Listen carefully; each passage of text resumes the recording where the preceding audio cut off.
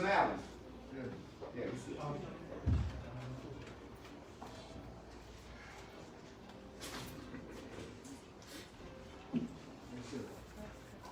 Okay, no, I'll just acknowledge you. Oh, okay. I will.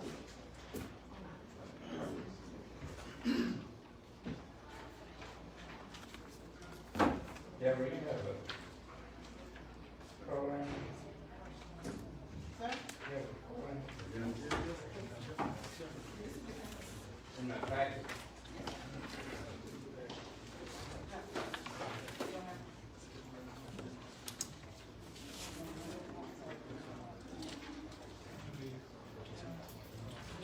Got another one up there?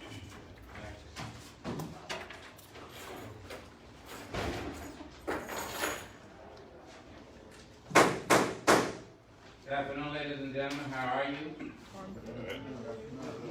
Welcome to the meeting today, September the 7th, 2021 at 4:30 p.m.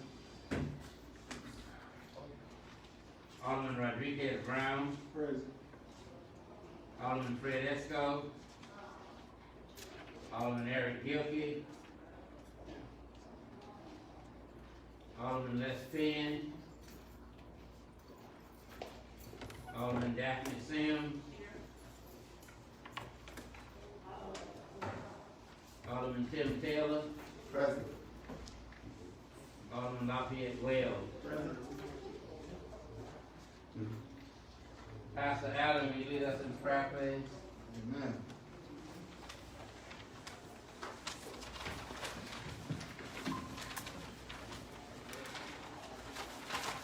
Let us pray. Our Father, my God, we've come before you this afternoon, gathered together in your name, that we might transact business that is pertinent to carrying on the will that you've given this city to do. Thank you for these leaders who've come together and dedicated their time and efforts to making Canton better. Thank you, Lord God, for your Holy Spirit's intervention that he may lead and guide us with one accord. We ask that everything be done pleasing and acceptable in your sight. And at the end of the day, when we walk away, God, let us know that you are pleased with what has been said, pleased with what has been done. And we have done the will of God, and everything will be done well. In Jesus' name we pray. Amen. Amen. Amen.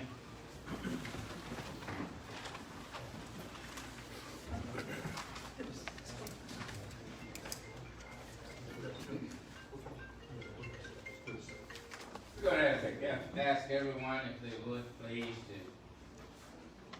including mine, to place their phones on silent.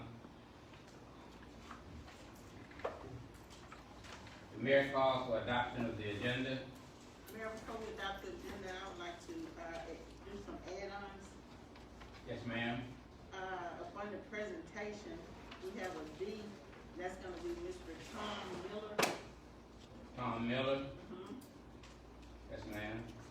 And then, if you will, we can drop down to 23. I think the fire department has a work order. 23.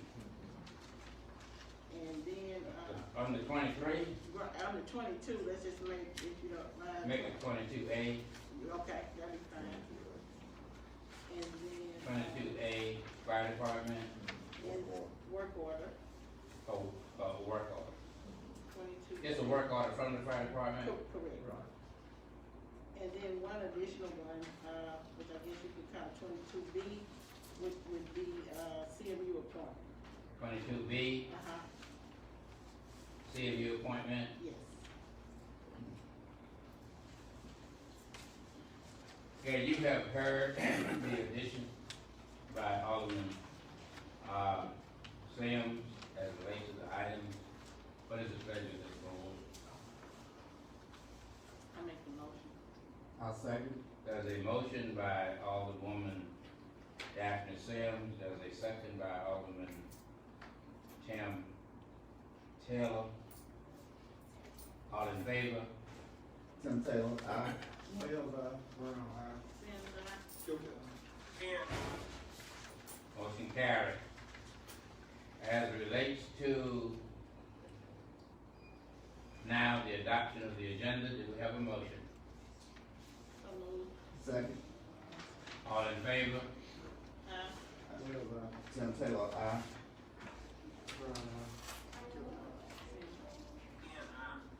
Motion carried. As it relates to the dockets of the claim docket been approved, do we have a motion? So moved. Second. All in favor? Sinclair, aye. Wells, Sims, aye. Brown, nay. Okay. I'm sorry. Was there another nay? Was just one nay? Ms. Brown?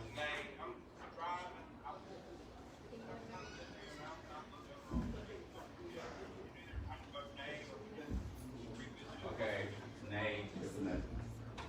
Alderman Esco has a relationship with the claims docket there. Right now, there are 2 A's and how many A's? Ms. Brown? 4. There are 4 A's. Who else supposed to be voted? Is that, Wait, no, Alderman Esco. Ma'am? that's the one we reviewed the other day, same thing, anything ain't been added to it? No, sir.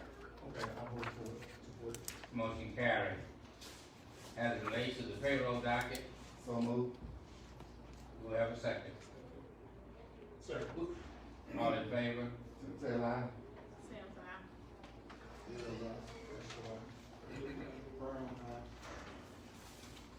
Motion carried. We didn't hear Finn's vote. Alderman He Canton. said he aye. What did he say?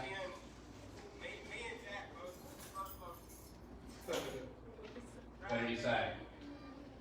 Okay. He votes for payroll docket. Okay. Are there presentations here?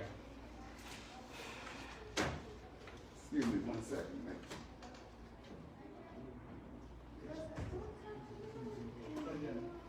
Mm. Deborah, where did you put, Deborah? Let me see.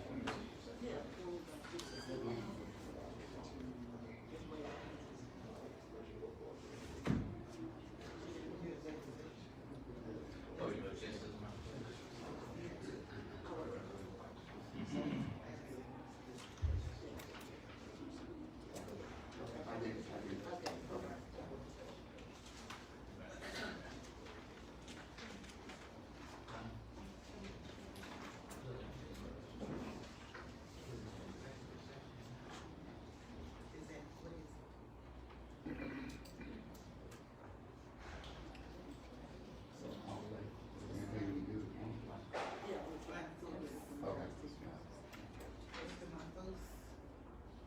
Is Mr. Montrose here? Yes, sir. I'm here.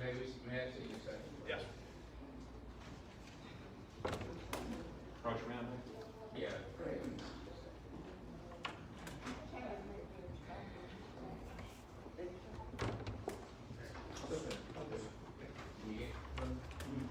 Yeah.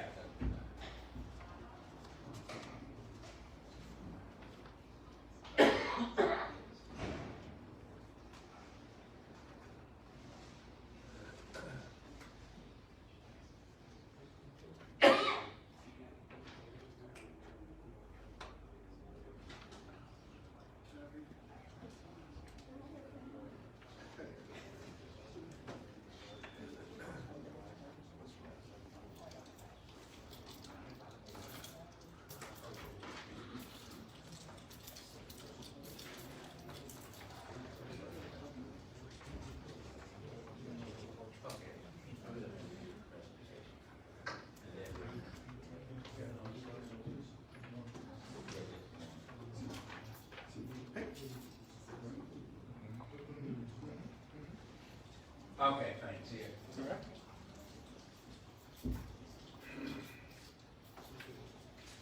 To the board, Alderman Esco had a sidebar with reference to what we thought was an executive item, but it turns out to be an agenda item, and that's a presentation made by Mr. Monfils.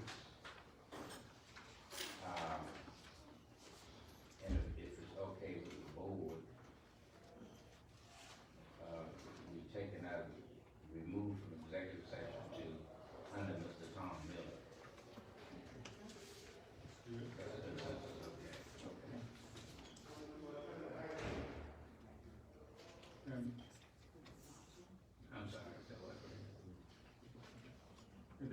after the presentation, another item I'd like to see you work out after the presentation for. After his presentation? Yes, sir, we'll get to that after, Okay. after the prep, after all the presentation. Okay. There is there are several presentations here. One is by the Chamber of Commerce. Are they here? No. They're not here.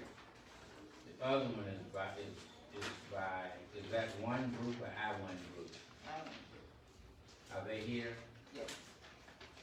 Please approach. Thank you, Mayor, Board. My name is Tracy Davis. I thank Ms. Deborah for getting us in. We just wanted to take an opportunity to go, it's time for your renewal, and on the employee benefits, which cover medical, dental, vision, and life. We appreciate, first of all, the opportunity to serve, and we've enjoyed working with Ms. Deborah in the last year with the employees.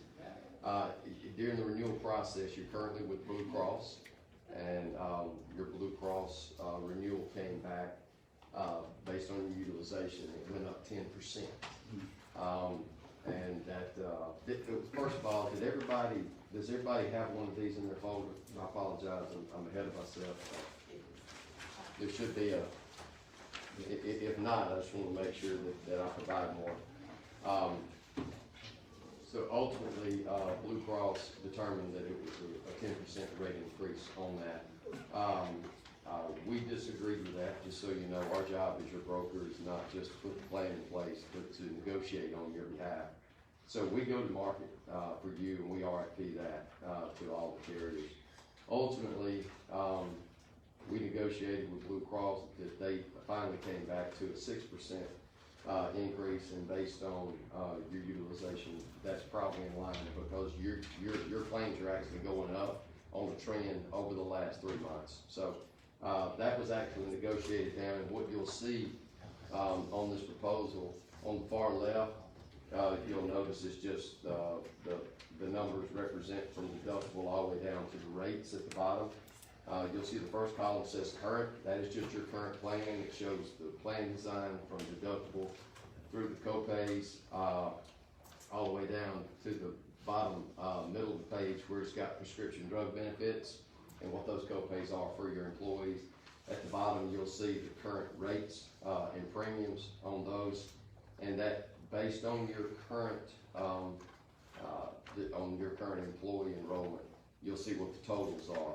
Your renewal came back basically with the 6% that we got them to agree to, the $40,819 increase with Blue Cross.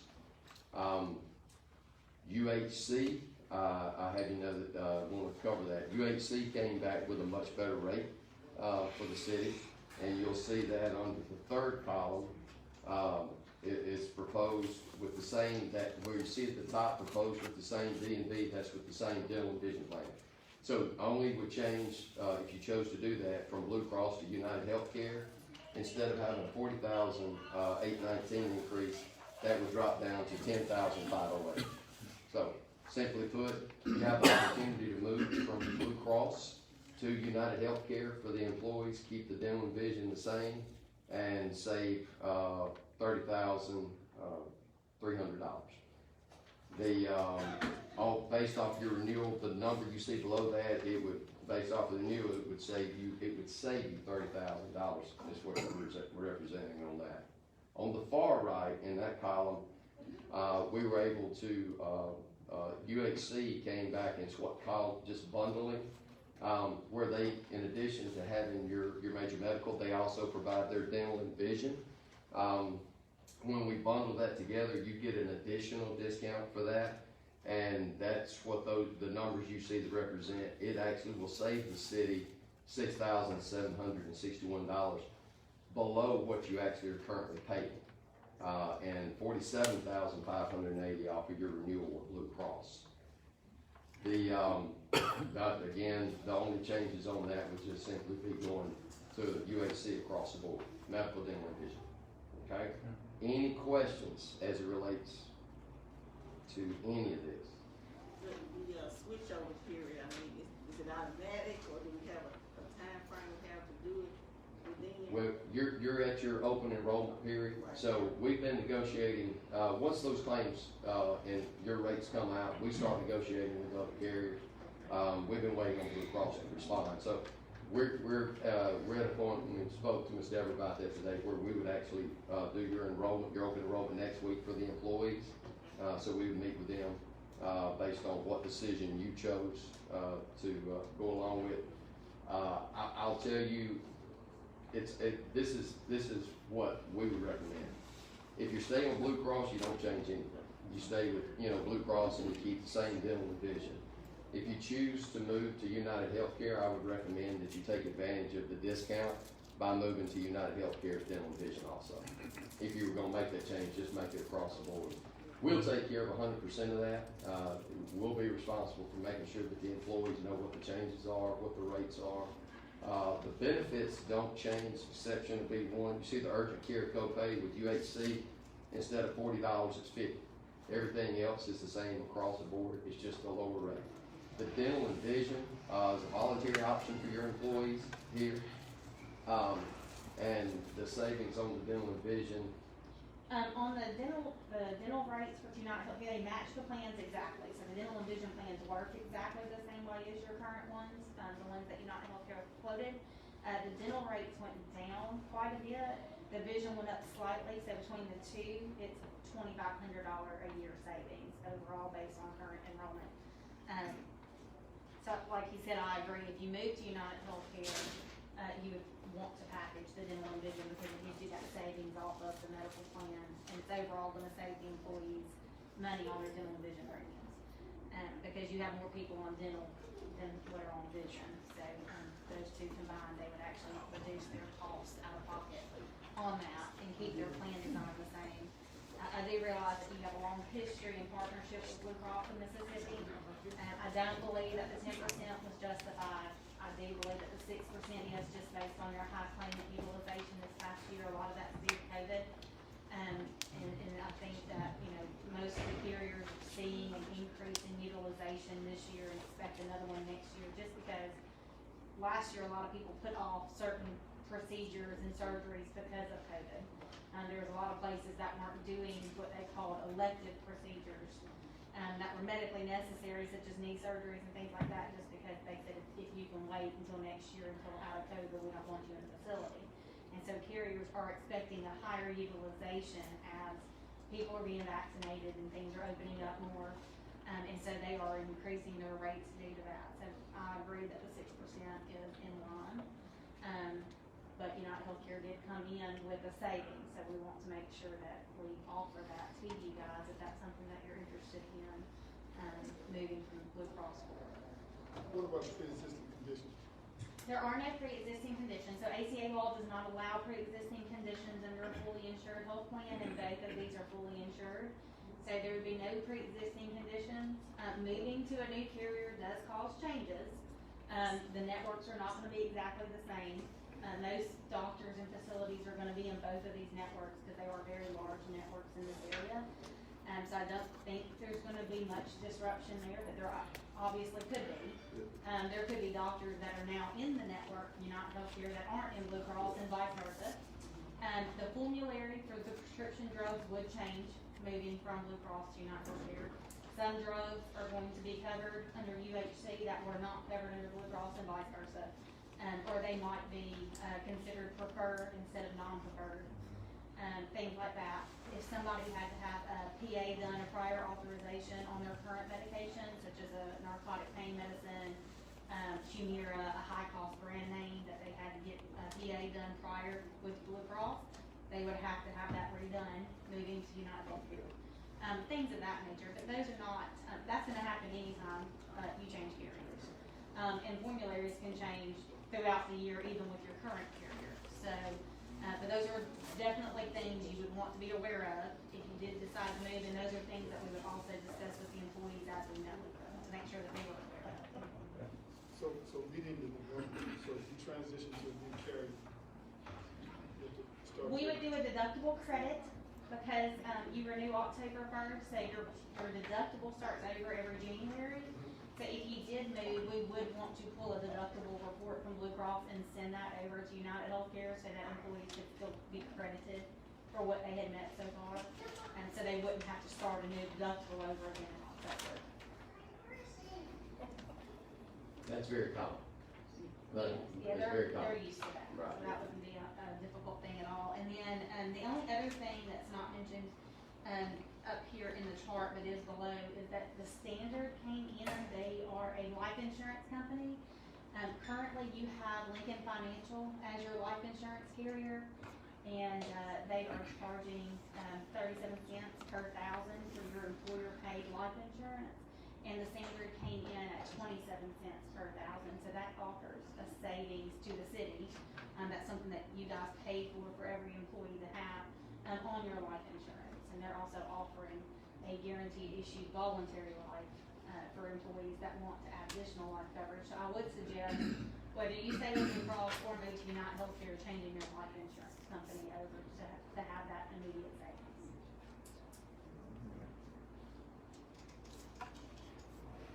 And you need a decision by when?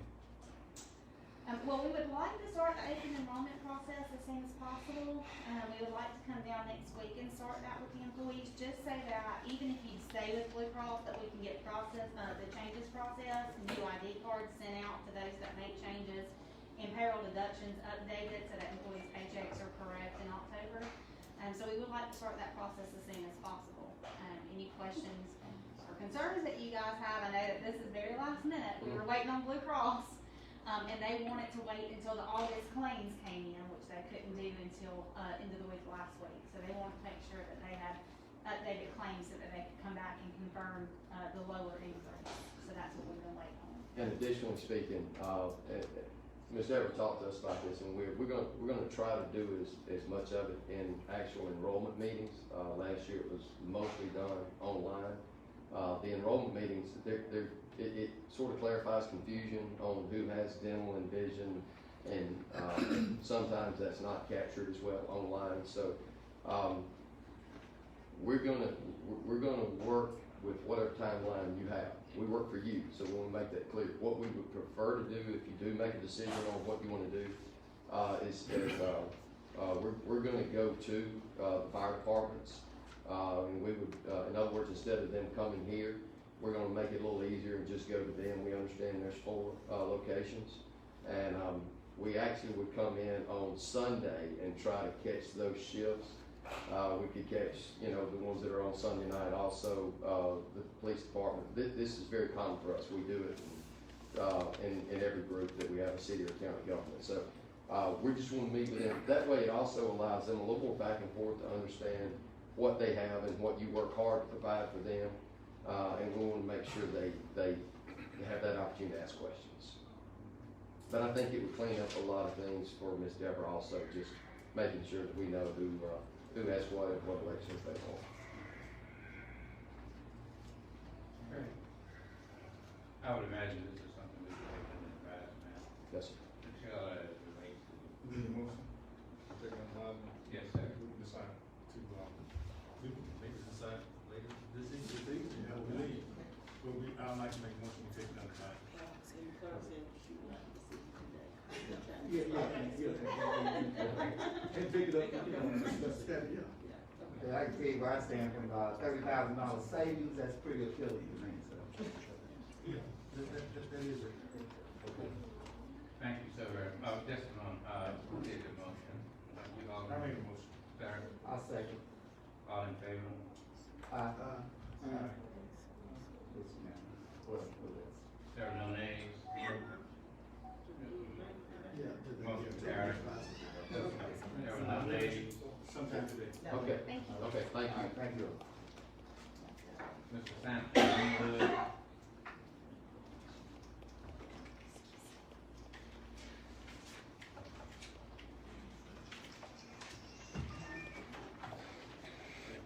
Mayor, Yes, sir.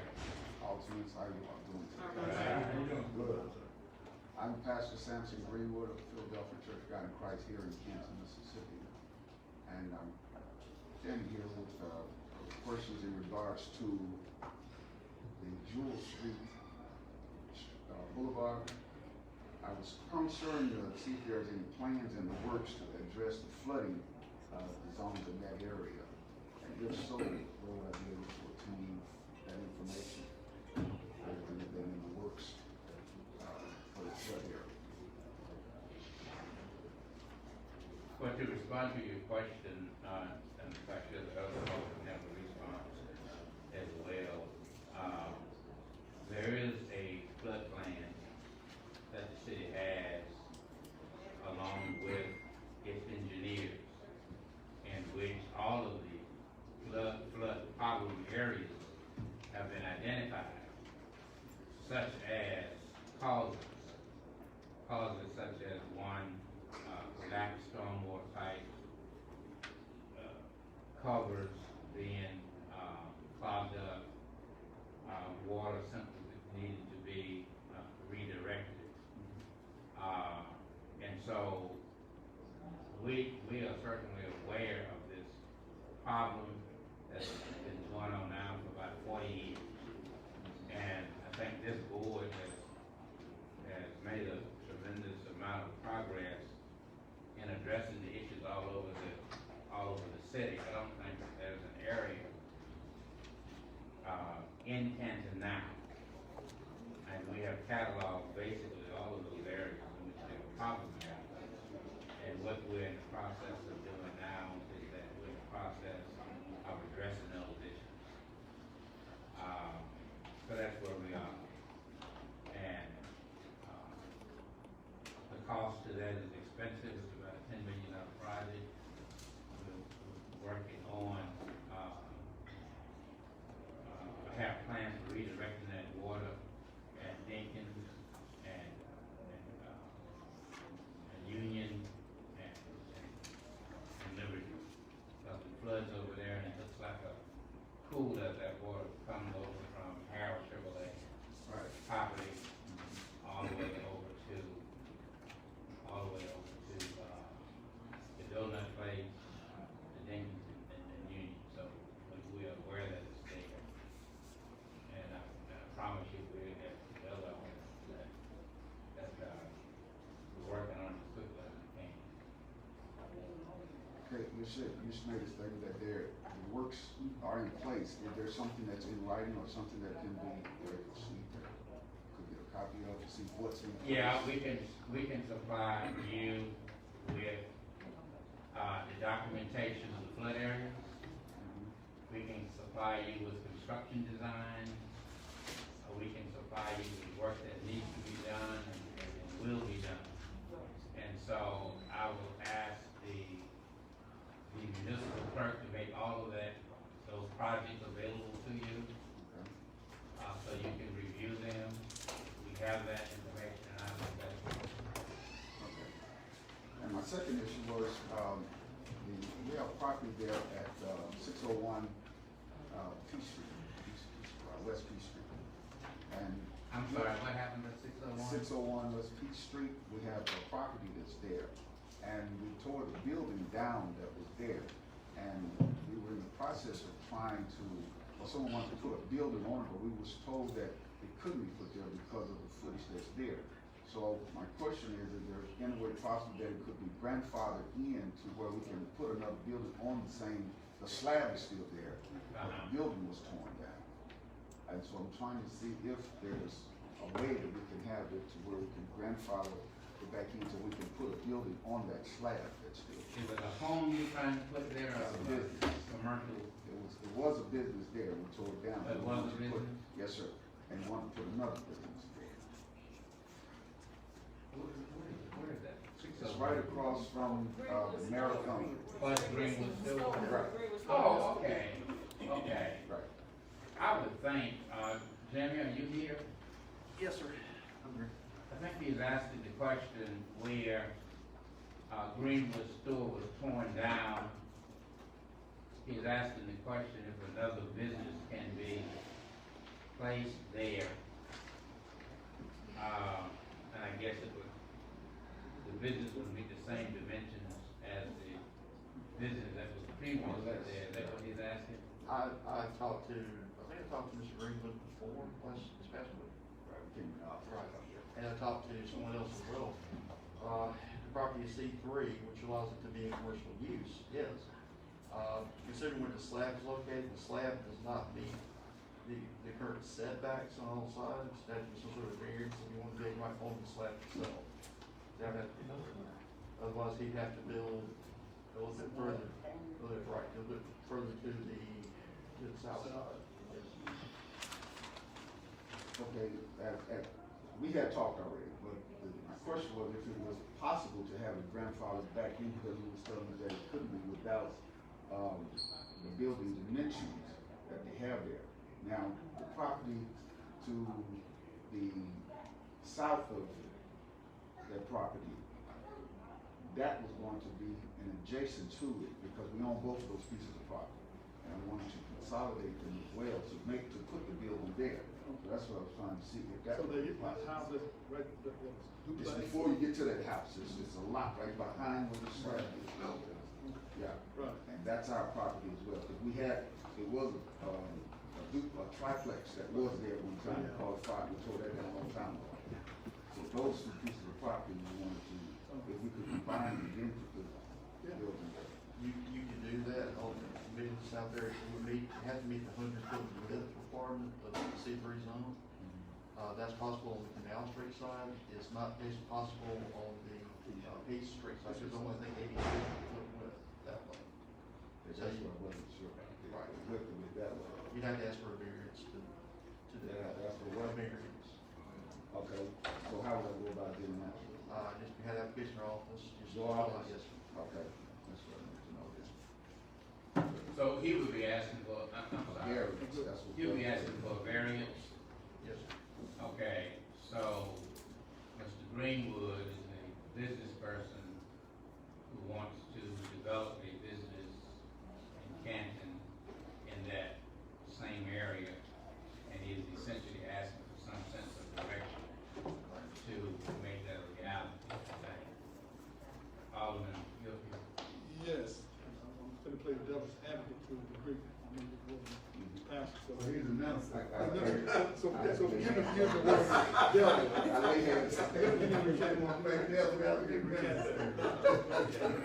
If I'm not mistaken, Jim, can you help me out? I think when that building was torn down, the city tore it down. See that there. Right. So there's actually a lien out there against that property for the city tearing it down. So you may wanna look into that as well. Because I don't want you to build and do all your stuff, then all of a sudden the tax lien hits because the city has put a lien against it, due to demolition. So even those things, I'm not saying you work out, but look into those things as well. There should be a lien, there may be a lien or something like that. Just want to share that with you. Right. Because a lot of times when people buy these properties from some owner who may be out of town or in some far land or whatever, they'll sell them that property before the tax lien actually hits. And then when that tax lien hits them, then they're shocked. It's more than what they actually paid for. Right. So I just don't want you to kind of run into that situation where you're surprised of the lien that's been posted against you. Back to the flooding, I want to say, in that area on Bill Williams and some other areas, our public works department, they're working daily to try to do some of the smaller things. I would like to mention to you, it's kind of a big thing that we're doing, and that's gonna kind of be ongoing. But if you know of some specific area that's like really bad coverage, maybe we can get our public works out there to look at it, to see if we can kind of alleviate some of those issues there. Okay. Because they're on file, all the time to look at that. My most concern is, and I don't have an address, but right as soon as you come west of the tracks, as soon as you come over the tracks, west, as soon as you come over the tracks there, when it rains and floods, they block off both ends. Well, the property that I'm most concerned with is right there on the right, but we are elevated enough, but if we were to build there, then we couldn't get access to it because of the flood, because the streets are blocked off. Right. So it's basically that whole street. Whole street down there. Right. Okay.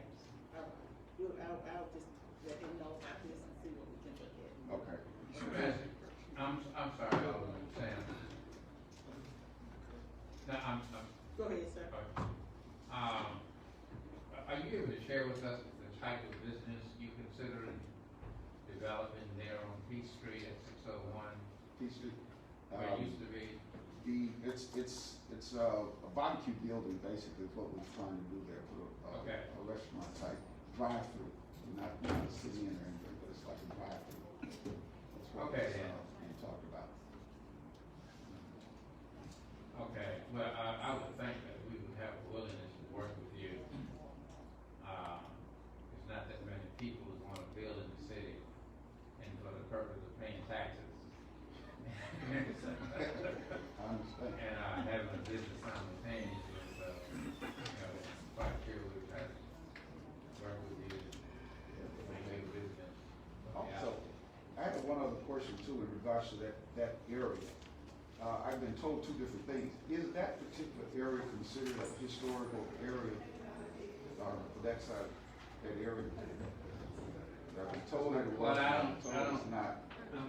I'll have to relook at the map. Does it go that far? No, sir, it's not in this story. It's not in the story. Okay, Okay. all right. Good. Verify. All right, thank you very much. Appreciate it.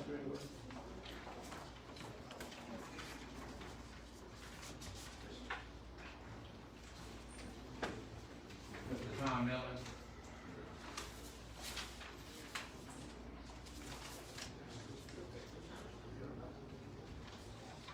Hello, sir. How are you, sir? And board, I appreciate you extending me the courtesy to be able to come by and speak just a minute here with you today. I won't take up much time.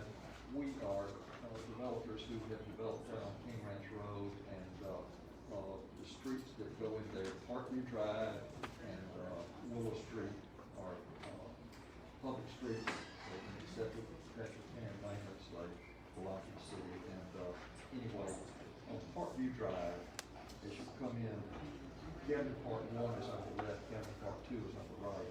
As you drive further down on the blacktop, the land, the vacant land that is there to the north and also to the west is ours and for future development. And anyway, there've been about, I counted a couple of weekends ago, 6 or 7 transport trailer 18-wheelers that have been parking there illegally on the street. So I mentioned to the chief and to others, we don't want to have anybody get a ticket or be towed, even though that is what could be done. So I contacted all of these companies, home offices, and they have contacted all the drivers, and all of the trucks have been moved. There was one that was left this weekend, but it was gone this morning. What we would request is to put up the regulation 12/18, no parking anytime signs on just both sides of the Parkview as it goes down into the vacant land because they're parked there. What I would say, we use the same, I brought a little car today, we all buy from the same company, which is CPC, which they supply all of the highway signs and so forth, so these are regulations. I would have contacted them. We would be happy to buy the signs and install them ourselves on the road. Wouldn't cost the city anything, and we could have those up quickly. In fact, I called this city one call. They came out this morning and marked the utilities on both sides. These will just be signs that are just there, but it says no parking. That stops the discussion of our having to drive down. All of a sudden we find somebody calls somebody and so forth. This would stop that. Same thing at the very end of Willow Street, we're going to put one sign right there. But these are all regulation signs. They're all there. It is illegal for them to park. Now that everybody has a good understanding as to not to do this, I don't think we're going to have a problem with it. But anyway, I just wanted to mention this to the board later today and to say that we will be happy. I can have these signs bought and installed by the morning. This is Parkview Drive. Yes, it turns west off of King Ranch Road. And as you turn there left, as you turn west and go down, on the south side is the elderly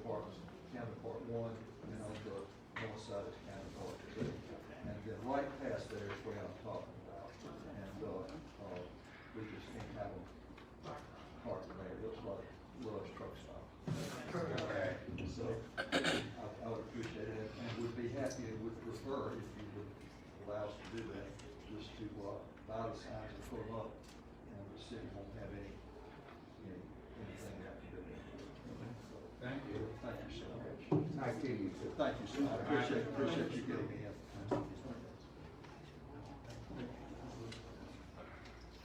Did we decide for him to write the sign? That's what he said that He said he would purchase it. I will buy the signs. Okay, thank you. And install the signs. Alright. Hey, do you have a card, Mr. Miller? I don't have one on me, but I can get my name and address to you. Okay. Be glad to do that. Tom, that's a city street.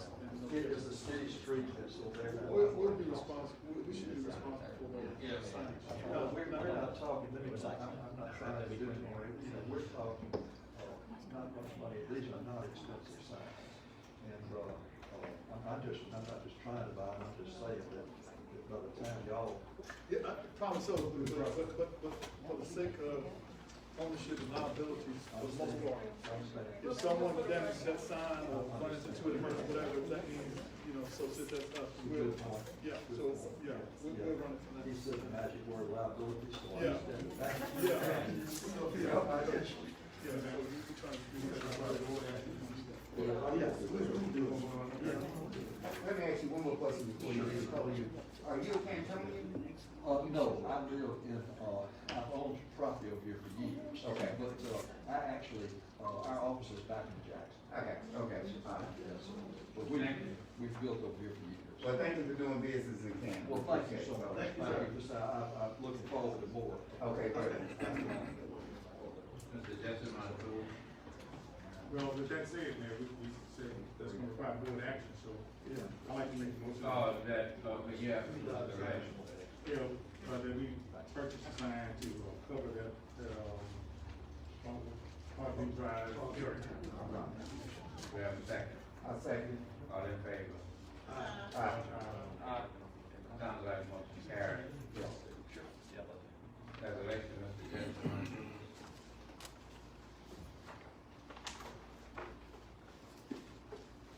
Good afternoon, Mayor, Board, Ms. Evans, great to see you again. Before we get deep into, Yes, sir. Okay, we can. Wanna do whatever? We have just before you guys come, Just a minute, Justin, I'm sorry. we have a person that needs to speak to us real quick. Sure. Okay. For the sake of time, and then. Mr. Pamela, we need up here. Okay. Okay. Okay. Did you ask him to come forward? Okay. Yeah, Mr. Sabrina Williams, if you're in the audience, please come forward. Ms. Williams comes before you today as a potential appointee to the CMU board. As everyone has on their desk is a curriculum, copy of a curriculum vitae, which is impeccable and it speaks for her. So at this particular point, if there are any questions for Ms. Williams, I wanted to make sure that she was introduced to the board and to our honorable mayor.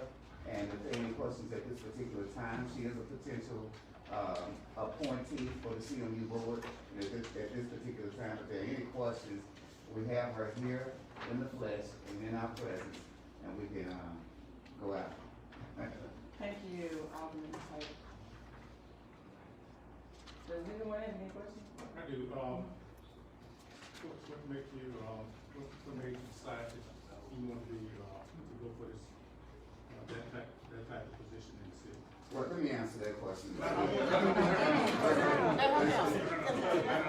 to answer that. I know that she's been living in life for longer. I just want her to elaborate just a little bit and then we'll make the discussion. Okay, what was your question? I'm sorry. I'm gonna tell them. I got you. Okay,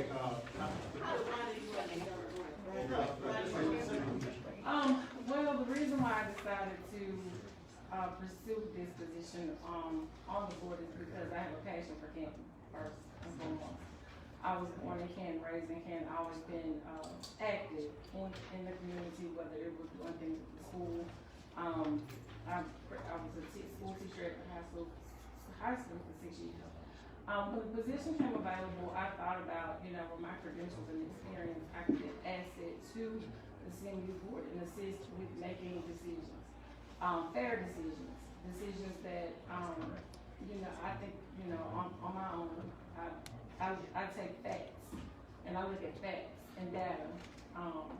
So looking at that, and I'm like, that would be great for me to pursue, to better any way I can to better Canton, to make Canton seem better, look better, sound better. When you hear the word Canton, you don't hear some of the things you've heard in the past. So that's the reason why I want to go on the board, for one, to make a difference. For number two, my assets and my experience will definitely be beneficial to CMU. Sounds good. Let me ask you a question. Okay. Can you just share with the board your educational background? Sure. So my bachelor's degree in marketing is from Jackson State University. I also have a master's degree in secondary education from Jackson State University. I have my certification in micro and macro economics from UCLA. I have 13 state licenses with over 32 certifications. I received my IC13 certification from Mississippi State University. And you never been to that? No, sir. Alright. You got a valley man. And she's family oriented, and I think her son has his first football game today, and she's Yeah, trying to get out there. Yes, he does. He has his first football game today. Nothing like that, so. We're excited. He's excited. I'm ready to see him play. Yeah. And let me add one thing to Ms. Williams' curriculum vitae, and of course, her citizenship here in the city of Canton. What we are appointed to do is look at these boards and look at the people who can fit these boards. At that CMU board, we need to take the idea away that it's a good old boy club. We have to diversify. We have to. And with adding Ms. Williams to that particular board, that is diversification. So I hope as we go forward, and when I say a good old boy, an all-male board. And, you know, if we're still under some contrast to look at what the affirmative action laws are saying, this will be a good pick. This will diversify. And based on her academic excellence, I think she will bring something and be an asset to that particular board. With comprehension, and of course, as you see, I think she brings along some quite a bit of integrity as she goes forward. So, thank you. Thank you. Thank you. Thank you, Ms. All right, any more questions?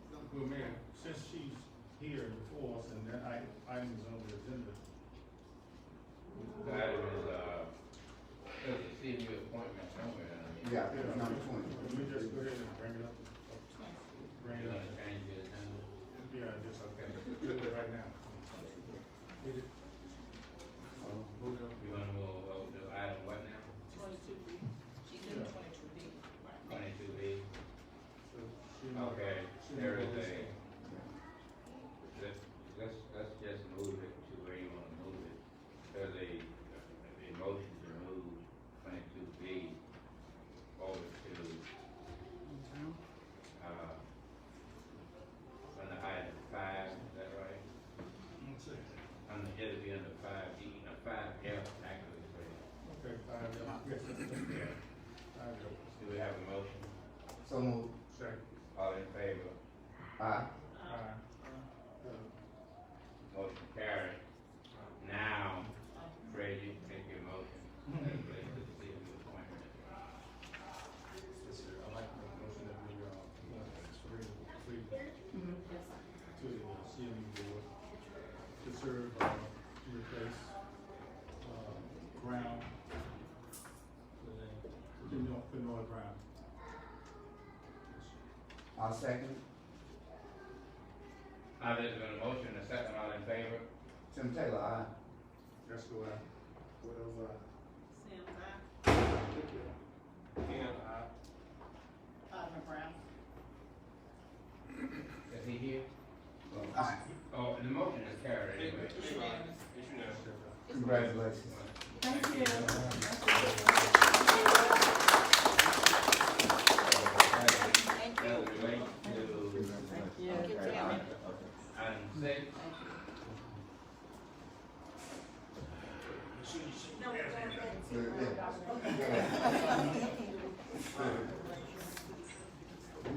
suis la reine de votre Je suis content. Feel right from the end. I will. Okay. I hope they do win. Yeah, another listen to the knob. Right here. Another listen. She's here. Did you have something on the agenda?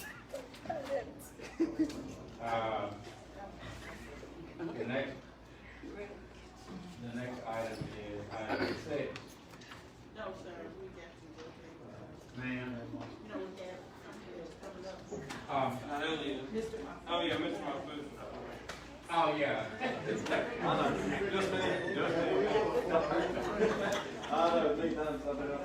you go. I need you to get that today. How are y'all? Alderman? Nice to see everybody. Okay, what's your last name again? Mahoosh, M-A-H-F-O, multiple projects we've been working on. As you're all aware, my partner and I, Mr. Richard Parker, own, a large amount of land on Nissan Parkway. We've been working, with the city and economic development, and Joey Deason and all those guys for a while, trying to get our property developed and bring good value to Canton, into the county and the surrounding areas. We've been working on that a lot. As you all know, I think we were here on this particular project. I came shortly after May 10th.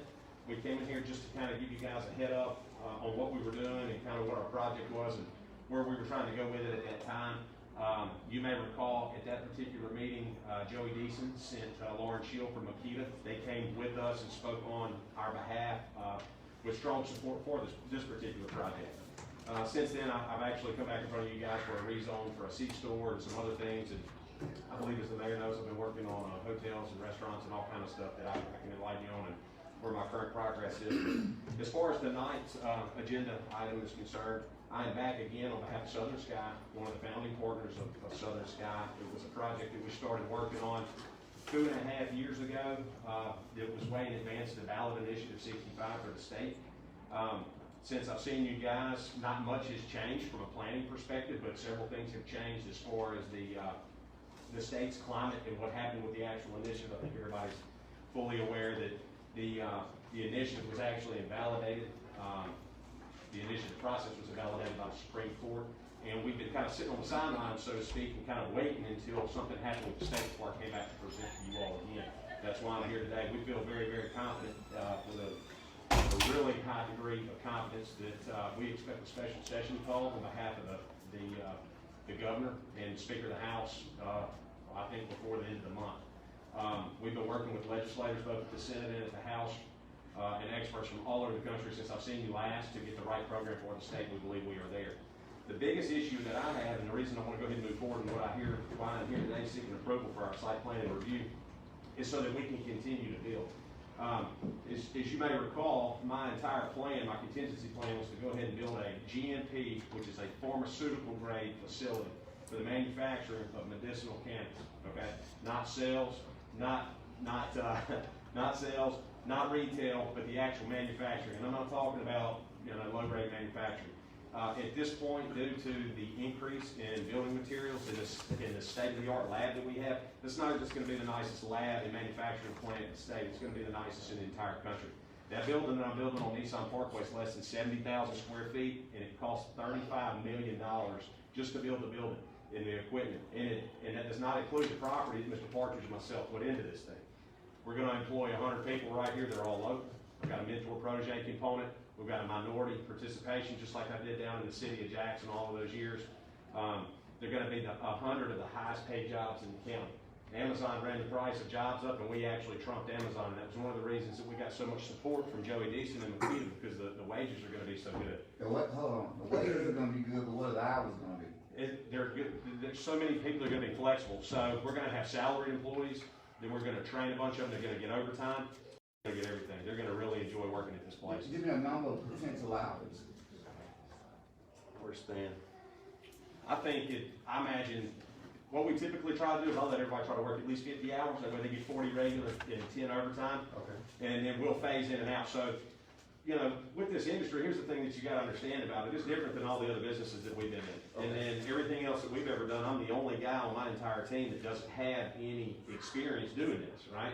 So we've gone out and hired all these experts from all over the country, and it was actually something really good that we did. The state actually took most of these people in, and they've helped roll out this state program because they've been involved in 20 other states about what worked, and more importantly, what did not work. So at the end of the day, fast forward, all of our materials cost a whole lot more money, and I'm in line to start pouring concrete. If I get out of line for my slab design and pour concrete, we're going to be pushed back 6 months. The red iron and the steel that we've ordered, because I wanted to keep it in Mississippi, we use Mississippi contractors for concrete, for civil, for engineering, for the steel. It'll push it back, and it'll be further delayed another 12 months. So what I came in front of the board and asked for permission for the last go around, or at least to let you know that I would be coming back to ask for permission, is to continue to build our facility. It's completely designed.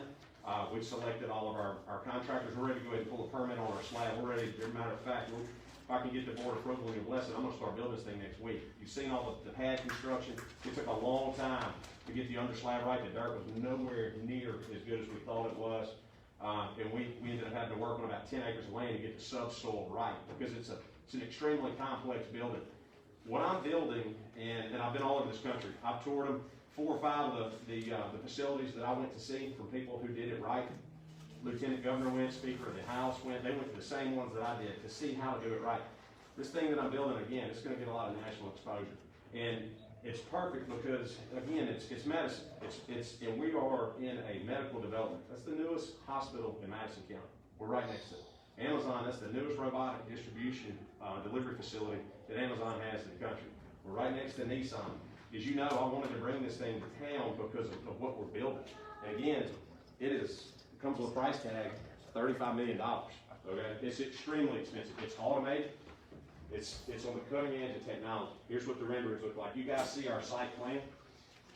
I can bore you with plans and elevations. I know you've seen most of this because I've been in front of you a couple times. We were here on the 10th. We already got the unanimous consent and the approval from site plan and review. They've already approved it. I'm requestfully asking permission from you guys to get the approval to continue to build my facility. It's going to take a year to build it at best if nothing goes wrong from right now. I think we end up with a special session, and I think we end up with a law put in place before the end of the year. I'm willing to bet $35 million on it, so that's what we're doing moving forward. Got Makita's support, and I've been working with the city the entire time.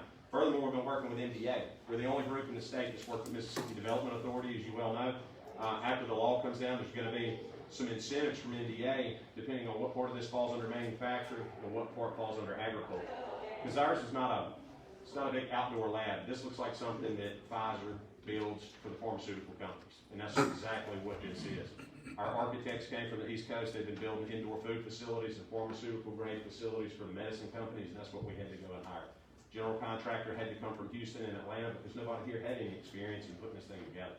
So put together some really good people. I've hired some really, really good people along the way, and we're excited to have it coming here to Canton. So I respectfully ask for site plan review and your approval. We've already gotten, again, the planning and zoning board, and we're ready to move forward with our building. Questions? No, Mr. What's your name? Yes, sir. Mahfouz. Mahfouz. Yes, sir. That's all right, Mr. Tim. I say it a lot. Okay, yeah, you're pretty consistent and fast talker. Yes, so I am that. And I know we're gonna get ahead of some things, but Sure. I gotta ask a question about Cantonians. Yes, sir. And jobs. Sure. And what are you looking for? Now, Amazon has put out what they'll take Yes, sir. from an educational standpoint. Yes, sir. And I think, on behalf of this board, I'm asking, what will be some of the credentials going forward? I know you got things in place, so you. Sure, absolutely. That's a great question. So, and that's one of the things that's really important to us. Depending on what's getting ready to happen on the federal climate with the MORE Act and the expungement of marijuana-related offenses, at the end of the day, my criteria has zero education component. What I've been real successful in doing is building a really good team. The people that I put together would rather take someone with no education, no experience in this field ever. Because really, let's face it, the people that are here in Mississippi probably have never actually worked at a facility like this, and if they had, it probably wasn't legal, right? So you take someone that has no experience and you train them the way that you want them to be and to learn the processes that you want. So there's probably not going to be any educational requirements. And at the end of the day, depending on what happens with the MORAC, depends on what happens with Kamala Harris and the president and how they expunge the marijuana-related offenses from people's record, we're gonna hire all those people. We're gonna hire local right here. It's cheaper and better. I want local people. This thing runs 24 hours a day. I've got the primary key people that will come and train and teach you to do the job force and workforce development, but you want your people to be local. We've been doing this a long time, and the one thing that I will do, and can say other than talking fast, is I'm really good at putting together a good team. I don't micromanage them. I think a really good manager gets good people and you get out of the way. You give them the tools that they need to succeed and you support them. I don't pick my people's team, and you have to do that. You have to reinvest in your people. And that's what we're gonna do. Yeah. And that's what we like, 'cause we don't want, it's for housing. Yes. The housing stock relatively low here for the most part, but we're trying to keep monies here in Canton. Sure. And hiring locals, can help us secure the fact that they're living in Canton for the most part. Yes, and I totally agree, and that's our primary objective, and you want people close, right? Yeah. And in addition to that, because we give out all these concessions, setbacks, so forth and so on. So, and like Mr. Taylor, he's a strong advocate of giving back to the community for the most part. So that would be very, very helpful that we get Cantonians hired. Yes, sir. I think that's our primary goal. One of the requests that came from the Planning and Zoning Commission was shelter. We're designing a safe room inside of it because everybody knows for some reason I get more storms and tornadoes going across Nissan Parkway than anywhere else. We're working on that safety component. We're working with police and fire. Obviously, I want this thing to be secure, but I mean, I'm bringing it right here to know everybody. This is not something I want to go out in the woods and build. Of course, you see what we're building, and that's not what this is. It's a different program altogether. Furthermore, at the end of the day, even outside the employees, we're trying to spend our dollars here locally. That's what we're working on, and I think that's one of the things that really, grabbed the attention of Makita. They have between Makita and Mississippi Development Authority and the state, they need somebody to do it right. And the way to do that is to get these outside people and come in and train these people and do the right thing. That way you can get the employees that you want and you need. Yeah, a couple more things on the heels of what Alderman Gilkey said, giving back to the community.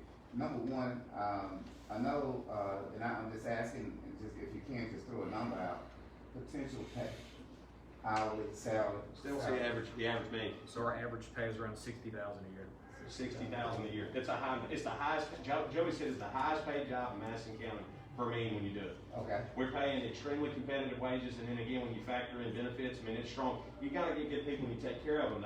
We don't have turnover where I'm at. I've got 165 people that work for me. If I had 5 people a year turnover, I'd be surprised, because we take really good care of our people when we reinvest in that.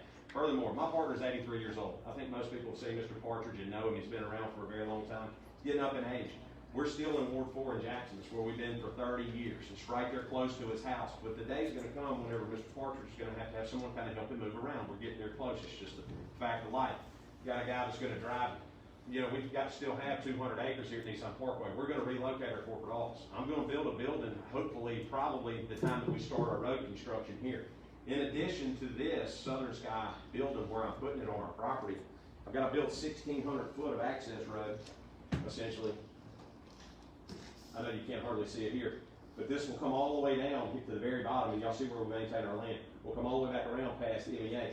It's going to put 16 more 100 foot of road, curb, and gutter, and infrastructure that I can sell property to other businesses. I've been competing with Gluckstadt. I've been competing with the Northern Canton market for retail, right? Retail, restaurants, and retail's essentially a thing of the past. I've been messing with it for a while now. I've got several potential restaurants that I think, we're real close. Once Amazon gets open, I think I'm very close. Makita's been working with me on the average daily traffic counts and what's going to happen at Nissan Parkway, and actively we've been recruiting businesses together. I've been working on a really nice hotel project that I ran by someone, high-level hotel project that will consume a large amount of land, with a really nice project back in April or May, and they came back now that Amazon's got further along. I think it's just still a little early, but I'm pushing that out there. I know we need all of that stuff. But one thing that I do get a lot of are businesses that want to be in Canton. They want to be on Nissan Parkway, but they're not strong enough to buy property and build a building, but they would lease in a heartbeat. Law firms, dental offices, I'm working with 2 different oral surgeons to put a surgery center right there in front of that hospital, because that's all medical development. All of those things are good for Canton, and they need to come together. So I think what we're going to do, I spoke to my partner about it the other day, when we break ground and really get the construction going on here, I'm probably gonna build about a 15,000 square foot building, something pretty. Somewhere in between MEA and this building, I'm gonna relocate our corporate office up there and probably have 4 or 5 parcels that we can lease out to services that can't afford to build a building and buy the land. And that's kind of what works right now. I mean, your services, whether it's dental offices or nail salons, you know, retail's kind of a thing in the past because everybody can get on their phone, go to Amazon app and then have something shipped to their house cheaper than someone else can, you know, A to B retail shop. So retail's hard, and I really don't want that. I think the things that work up there are educational components. I think the things that are good up there are restaurants, lots of restaurants. Okay, I think we need some food in that area, as well as the things that complement the hospital. Yeah, you need some restaurants. Yes, we're working on them. I'm serious. I've had 2 or 3 that I thought I had. They went for corporate approval, and then someone else in a franchise fought them because of the relation either to Canton or to Gluckstadt. But at the same time, I'm steadily filtering that down. So I feel really good about it. I think it's going to be a good year for development this year and next year up there, especially riding on the strong back of Amazon. I'm sure you've seen it. I know where DOT and MDOT's going to do some road expansion down there at Highway 22. When the traffic count gets up, we're going to get a red light in front of our development right there at Watford coming into our development. It's going to really help out. So we've been looking at all of those things. Okay. Last question again on the heels of what Alderman Gilkey said, community oriented. In the city of Canton, we have, kids, parks, recreation, baseball teams. We're looking to, refurbish a pool, but I know we need a new pool. How, and I know your company is new. Yes. And realistically, 40 years ago, you would be looked at as a devil. Sure. 40 years later, you're somewhat of a savior when it comes to economic development. Yes. So, as that economic development goes on, is there anything, and I'm not asking for a commitment, a verbal commitment, anything, but just an idea, your vision as to giving back? I know you're bringing jobs, but when you reach outside in a community, like the city of Canton, with kids, aspiring to do different things and wanting different things, we have a school system that's particularly on the right road, but now it comes back to the city as to what we can do. When I was growing up, we had different things. And I know more kids right now are sitting on their couches doing the games on TV, Sure. but there's still some extracurricular activity going on in the community. So what would you, and I don't know if you played sports, you look like you did. Yeah. Yeah, a long time ago, right? Yeah, a long time ago, yeah. It looked like you could have been a little linebacker, so. I appreciate it. Yeah. I appreciate that. But to answer your question, yeah, we're heavily invested in the community. This last year, I helped with Parks and Recreation. I sponsored several of the teams that were out there. I bought Little League uniforms. My son plays travel baseball and soccer. I understand it. We do it a lot. I'm interested in helping Parks and Recreation get together, get on the right track with high-level sports that can bring revenue over there to the baseball field. Furthermore, I've been working with our hotel developer about that too, because if we get a hotel right there on that intersection, right there on our property, it would do nothing but feed where you could get these bigger tournaments, where you could get the draw for the city, and you could put people in the hotel. The equestrian center, right next to there, is the exact same thing. There's a lot of draw, I think, if we all work together in unison to kind of pull the cart the same way to really get some benefit. But to answer your question, I'm really good at fundraising, okay? We've donated propane for a number of years to the Hot Air Balloon Festival. I've worked with tourism. I think we provided it at cost before. We've given it to them. I know I did the hot air balloon thing a number of years ago. We went and bought 5,000 drinks and gave them all away. I'm heavily involved in the community. We want to be there. We want to hire local, and then we want to reinvest there. Now, really, at the end of the day, you know, I say I'm from here, even though we still live in Jackson. I've been there for a long time. We've had this property for a number of years, but it won't be long. It looks like we're relocating up here, so we're all going to be here together. But I'm committed to help, you know, whatever that looks like. I told, what's the gentleman's name over Parks and Rec? Alvin. Yep, I talked to Mr. Alvin a couple of weeks ago. I told him if he needed some help over there at the ballparks after the storms, let me know. I've got a ton of heavy equipment and a lot of hands, and we were working on the property up there. I told him if he wanted a work day, I would send 3 complete labor crews up there with some equipment and help out there at the ball field, because that's the kind of things I think that really help. You can go raise some money and get some things done, but if you get a bunch of labor together and equipment, people that do it every day, that's when you can make an impact fast. And you've got the facilities up there. It just needs a little bit of help and a little bit of marketing to get the right thing. It could be good. It's good for all of us. Well, let me say this, the mayor, made a comment earlier to Mr. Green, we were thanking him for building in Canton. Yes, sir. And I'm not the mayor, I'm speaking for Tim Taylor, I'm not the mayor yet. I thought I'd cover it down, but, anyway, on behalf of this board, and they can speak for themselves, but, you know, thank you for considering Canton. Yes. We need it, we want it, and thank you, so. We appreciate that, thank you. We wanna be here, we wanna help. Okay. Sir? Thank you. Yes, sir. Does anyone else have any other questions? Business card? No, sir, I do not, but I could circulate on it. Dr. Good. Yeah. I know. There's no action, not taking the deal. Sir? There's no action. Yes, Yes, I'd like you to go ahead and approve the license. Yes, site plan review. So, if it's in order, then Yes, sir. I just want to make that motion for you to move forward. There's a motion that we move forward with the site plan. Do we have a second? I'll second. All in favor? Tim Taylor, aye. Yes, go ahead. Sims, I, Okay. Motion carried. Good. I just. Motion carried. Thank you. Oh, okay. That's go ahead. It was good. Okay. Thank you. Always great to see you. All right, likewise. Have to sit over here alone, I mean, that's, my goodness, that's a lot of money. We're trying to save up for it, we'll ask some people for some donations, we'll have to fundraise for it. Thank you. So that was Item six.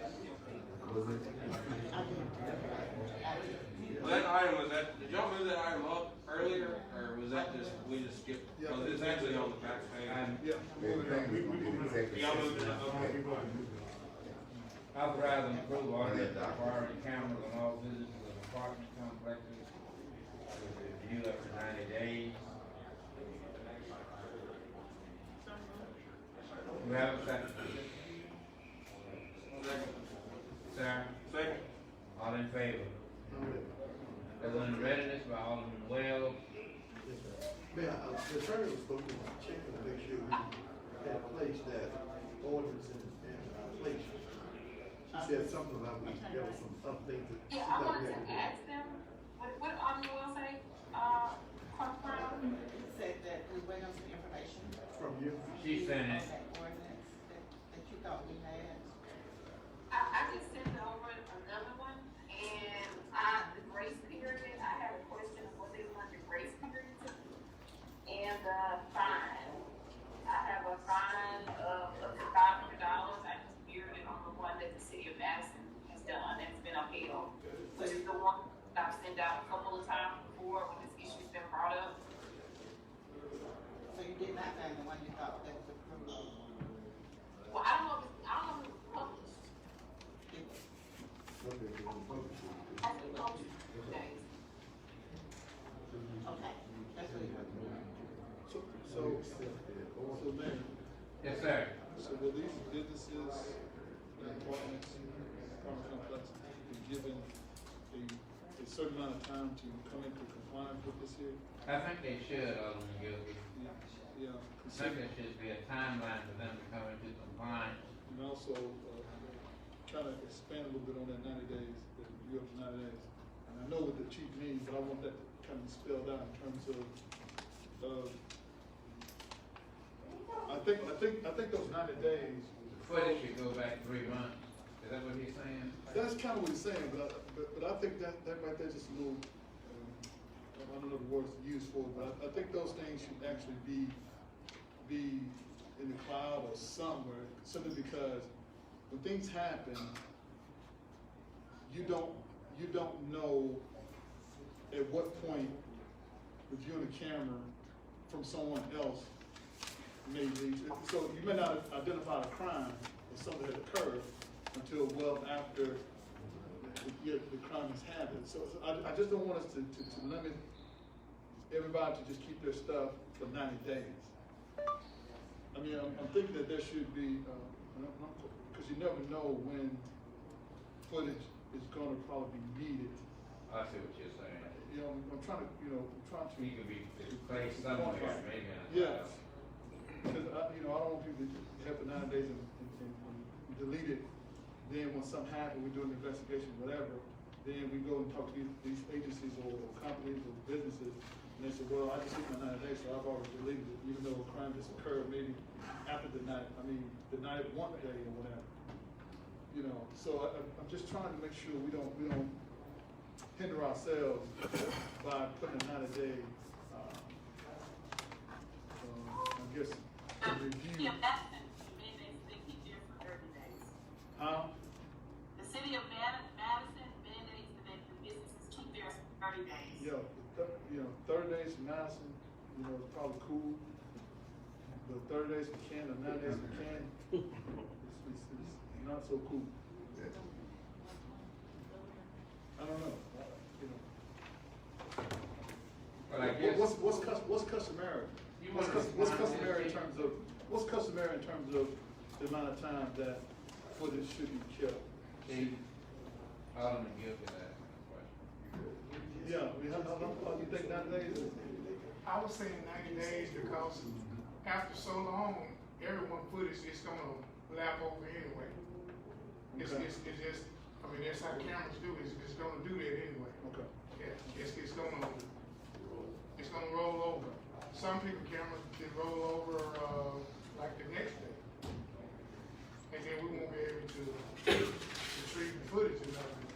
But I said 90 days, because, 90 days, if everybody follows the compliance of having cameras all around the city and in these restaurants and everything, out of somebody out of them 90 days, we should be able to pull something. Pull something from somebody.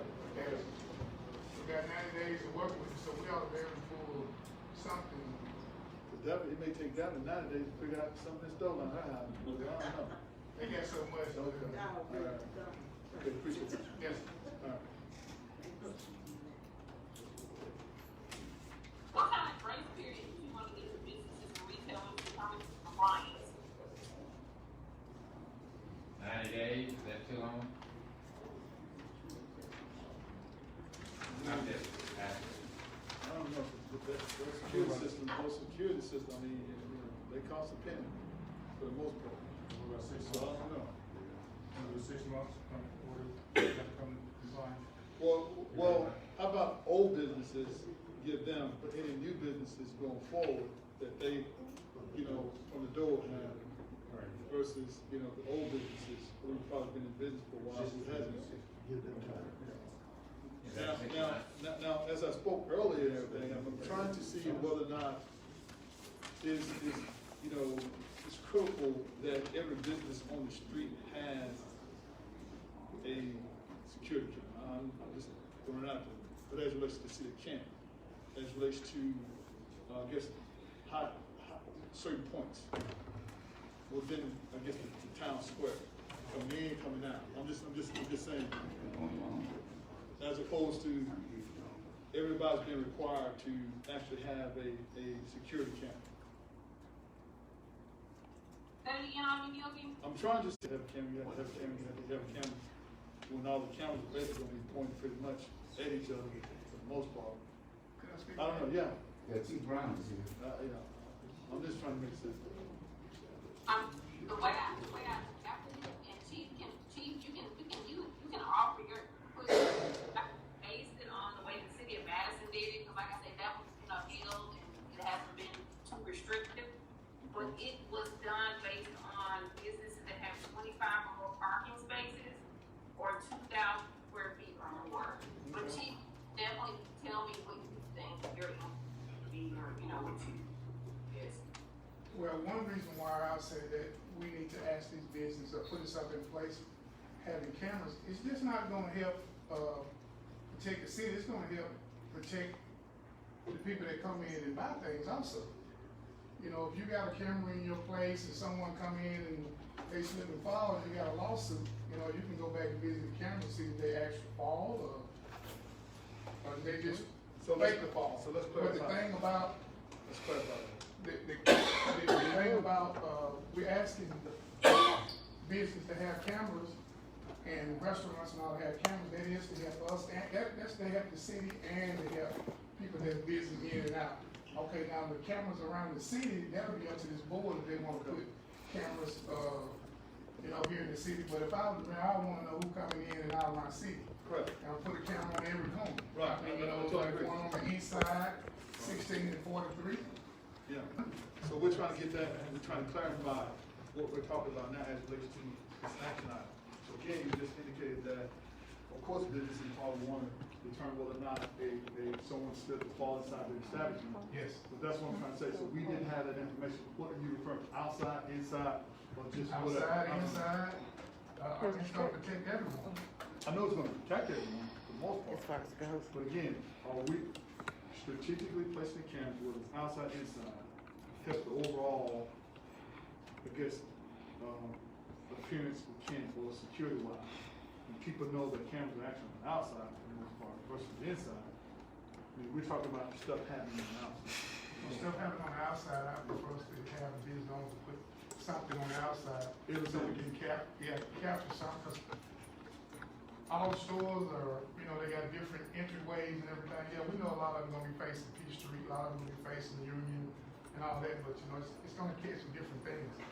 So we can go down, someone might say, it was a red car at Peach and Union, and you might go down and visit the camera and see that it was a black car. Cause you know, that's the only thing, it's just helping us, it's gonna help us solve crime, it's gonna make people aware that, hey, they got a camera, they got this, they got that, and also people that visit these places going in and out. Every year we had a flea market, thank God, we didn't have to, but, seemed like, I know here in the past, right down there where the sidewalk was uneven, that down outside Subway, someone was falling down there all the time. All the time, someone was falling, some elderly person. Chief, let me ask you a question. The cameras in Madison and elsewhere, they're designed for surveillance inside the business as well as outside, is that right? But they got some inside and outside. Inside and outside. Okay. And if I may add, the chief is proposing something, based on the way the world is going now, because even with individual homeowners, bills, to pick up certain things, and I've seen if there's something of suspicion, a burglary or something, they're able to capture that particular color of the car, just like Chief Brown said. So the nature of what he's talking about is basically the same direction where the whole world, I mean, especially people in the United States are going, just for security purposes. And as Chief Brown indicated, nothing has happened at the flea market, which is a large gathering of people. But that doesn't mean it won't happen.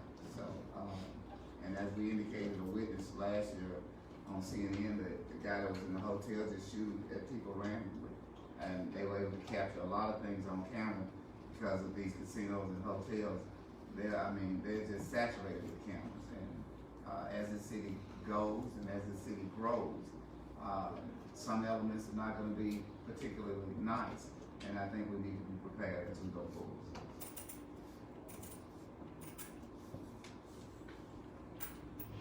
President President, this board, I'm sorry, Alderman Hill. No. I guess the major question here is the time.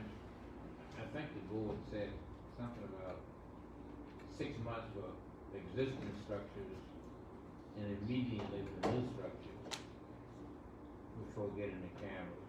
I think there's an issue of cameras inside and outside. Appears to be a consensus of actually making this requirement.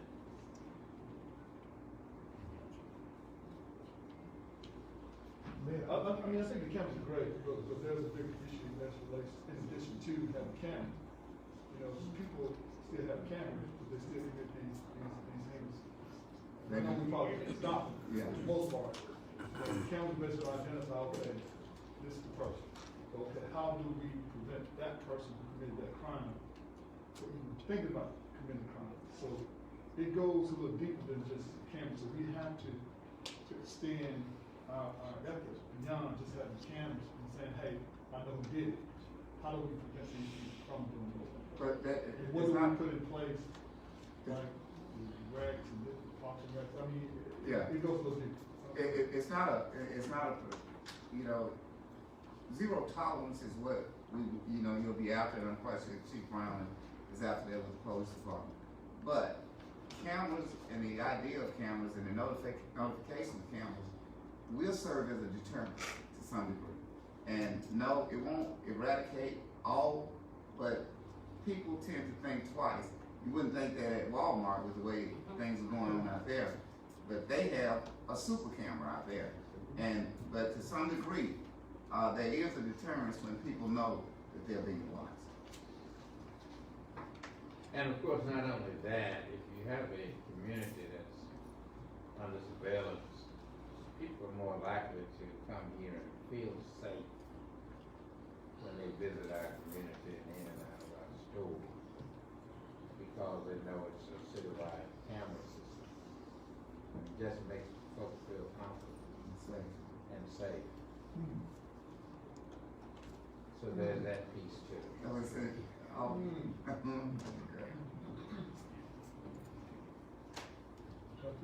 Go ahead, I got you. Okay. Yeah, I know it gives a sense, but it's like, if you're known for a crime area, they're not gonna come in simply because, well, you got cameras now. I mean, it's not, I mean, it's good to get these cameras, I just wanna make sure we should continue to place the cameras where they need to be placed. Okay. Because high crime areas are basically, not saying that they don't happen on the store, for the most part, they're happening in our communities. And that's where a lot of our issues are arising in the community. They start there and probably ending up, say for instance on the square whatever. So again, I hear gunshots every night.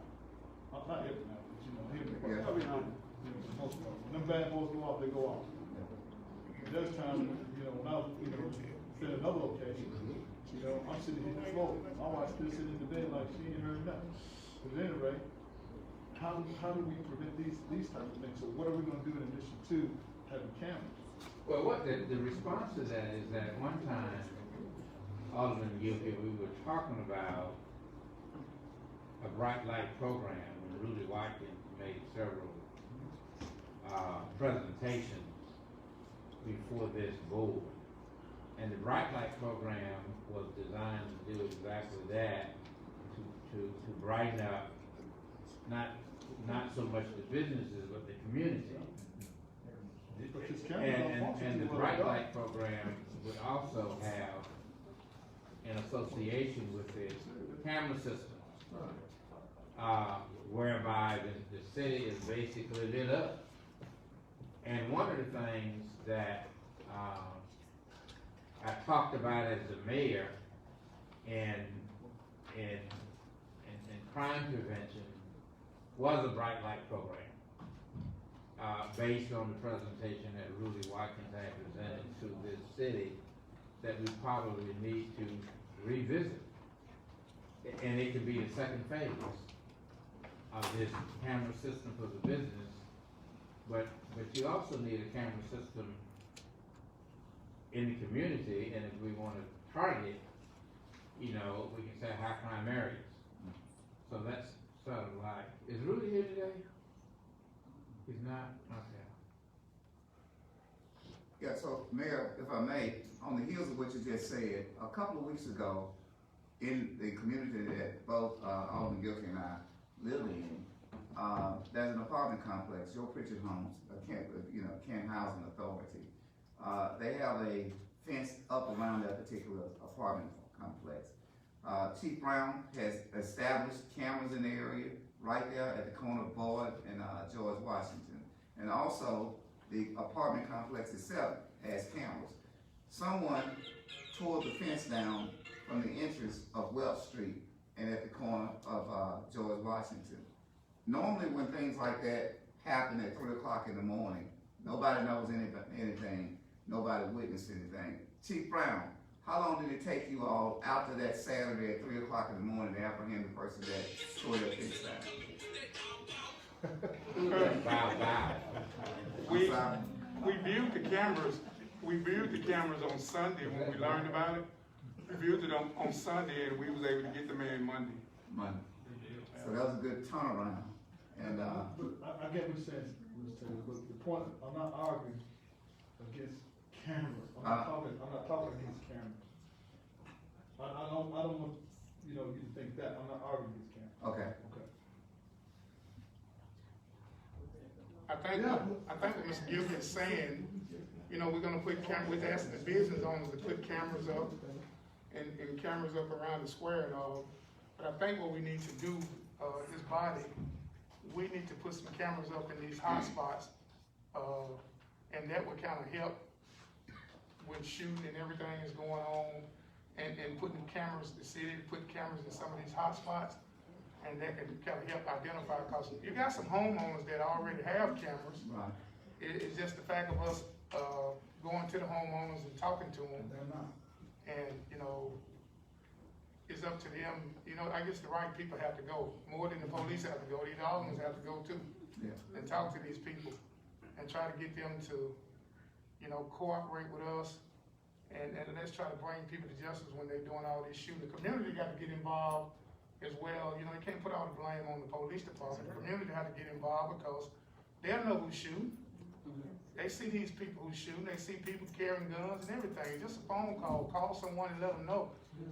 But at the same time, the city can, you know, I've been asking the board, just like the camera we got up there at Boyd and George Washington, you know, we need cameras like that to put in some of these hot spots to help solve some of this stuff that's going on. So that's all we need to do, because it wasn't Joe Preacher home camera that captured the man that ran into the fence. It was our camera that we have on the street there at Boyd and George Washington. I said that. I said Chief Brown had a camera established at Boyd and George Washington. That's all it is, you know, when people do things and they think they get away with it, yeah, you have got away a couple of days, but when you go back and view the camera system, you can look at it and place a time with it, and you'll be able to tell, you know, what went on. And that makes the whole city feel good, and won't say the police ain't doing nothing. Yeah, so the dialogue between myself and Alderman Guilty, he mentioned prevention, and I mentioned a deterrence. So I agree, we're not debating the idea of not having cameras, but the idea of the purpose they'll serve as we go forward. Oh, they'll serve a great purpose. Okay.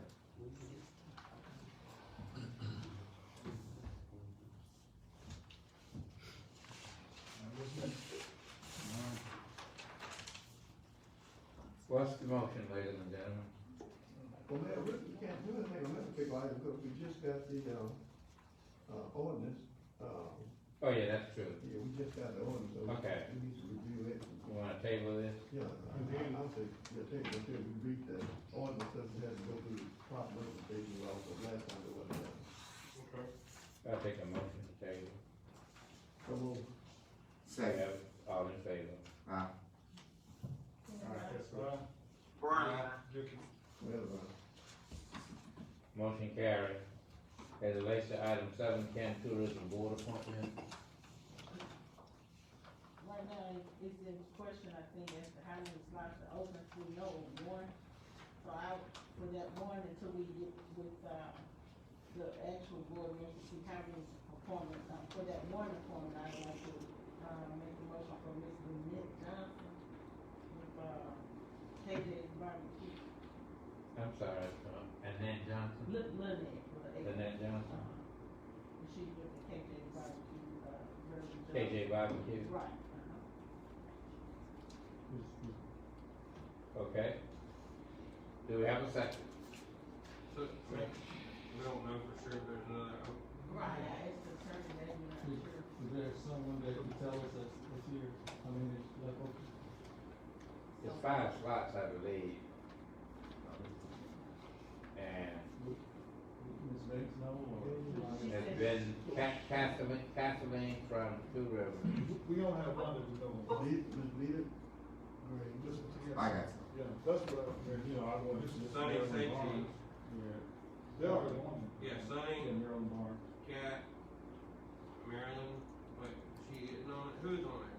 Kathleen, Sonny, Yes. Jenkins, Archie.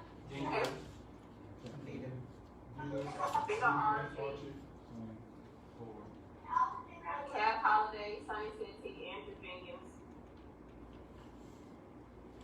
So there's 4, there's 5 on the board, right? Correct. So that's just one of, But they indicated that there's a individual that may not have been attending meetings on a regular. Right, so, yeah, so until we get some clarification on that. She said she's still on, she's been there every meeting. So she hadn't been. Last time somebody said that she hadn't been. Right. That's what that's like. Was Angela Stewart? Oh. I mean, but see, they meet at the port, she said she's been to Auckland, so I mean, I don't know who. Well, let's just go that one This is what until we she get said. the clarification. Well, let me ask this question, as far as the tourism board, and I know what we're trying to do with, people who own restaurants and things of that nature, what are the qualifications? Are these people who are required to have residency in Canton, or it doesn't matter? Oh, I know business. their own business. A resident is not required, but business. Residency is not, okay, all right, okay, We thought that was a requirement. okay. It's not, okay. Alright. So who is it, Miss, Her name is Lynette Johnson with KJ Barbecue. Okay, do we have a second? I'll say, All in favor? Tim Taylor, aye.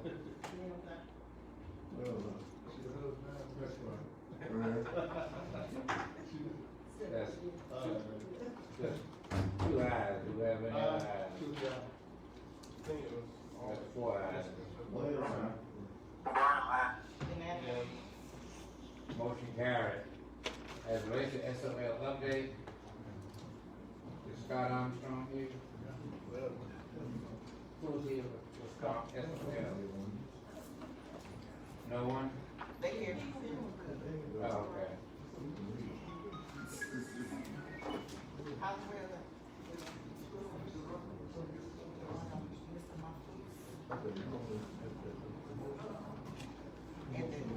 Hey Eric, how are you? Good, good. How you doing, Scott? How's everyone? Doing well. Good evening. Good evening. Everyone got a chance to, hope everyone got the update that we sent out this morning. And they got a chance to read it. If not, I have some extra copies. I'll take it. Okay. No, it was in there. Oh.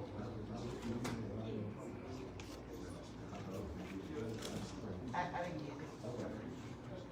I need your email address. Yeah, I didn't get it either. When you get it, Park Ryan can forward it to me too. I can't. Thank you. Oh, thank you.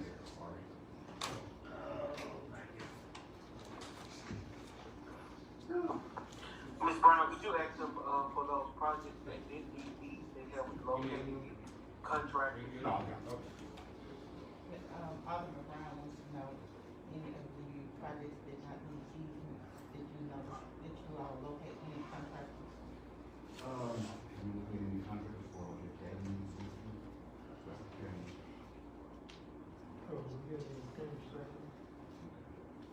Not yet.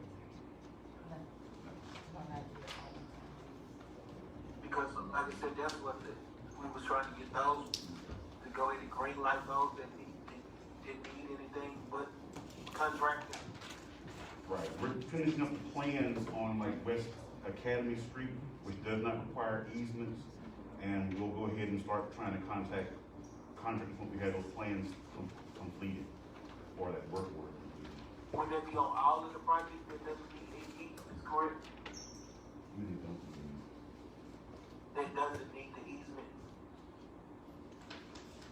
There's only two that I can think of that don't require easements at all.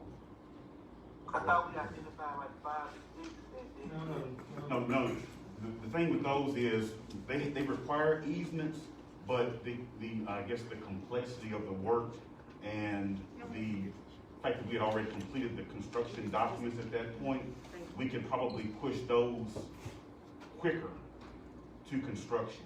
Okay. Yeah, it was not that they didn't have easements. We have a number of easements that need to be gotten. We have about, altogether about 54 or so easements between these 8 or 9 projects that we've identified. And I know we were looking to, identify an easement company to help us with that. That's correct. About the parking, so I think we're doing that later on the agenda. Yeah, that's correct. So, I've identified 3 companies that could potentially provide this service. One is integrated right-of-way, that's one that the county uses. There's another called Right-of-Way Technology, a guy named Mark Dye, who's out of Carthage, I believe. And then there's Atlas Right-of-Way out of Hattiesburg. And I've talked with them, as of last Friday, and they're interested, they need no more information. So, those are 3 companies here in the state, fairly local, that could provide this service.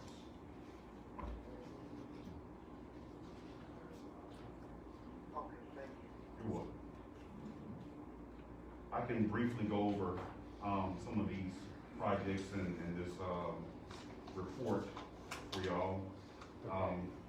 Before you get started, let me just say this. You know, a document of this size and, you know, as much information is on here to read, you know, to get it, right in the meeting is, somewhat not fair. Well, let me speak for Tim. It's somewhat not fair to try to read this and digest it and, pretty much comprehend it in such a late hour.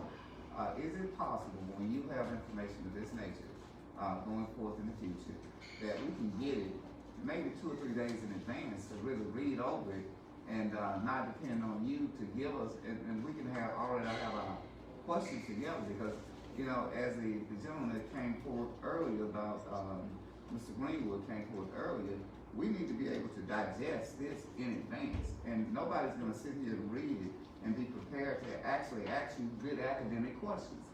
So in the future, I hope that we can, or you all can put forth a better effort of getting stuff like this to us a little bit earlier, where we can comprehend it and be prepared to not only just listen to you, but be prepared to follow up with you in a very attractive way for this particular city. See, here's what I don't like. I don't like people coming to the city of Canton, and we're the governing authority, and they paint this big dream to us, but yet they leave us in despair. And, you know, to some degree, I mean, how many people you think have read this since we've been sitting here? Can I interrupt? Yeah, please. We sent that to the mayor and his assistant this morning to be sent to all of the aldermen. So you think this morning was enough preparation? I'm not saying it was, I'm saying that it was. Well, what's your point then? Well, what's your point? I'm asking for maybe a 2 to 3 day in advance. Okay.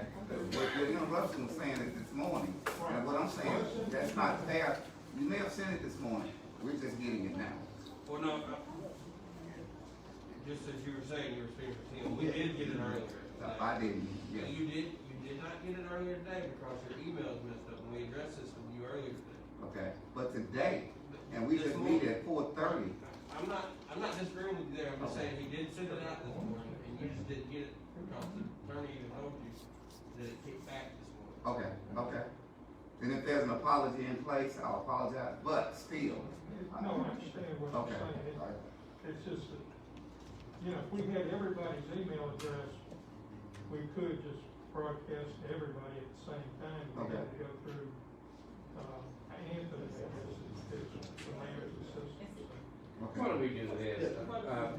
Deborah, will you make sure that they have everyone's email address? Write it down, you pass it, you can write down and pass it around.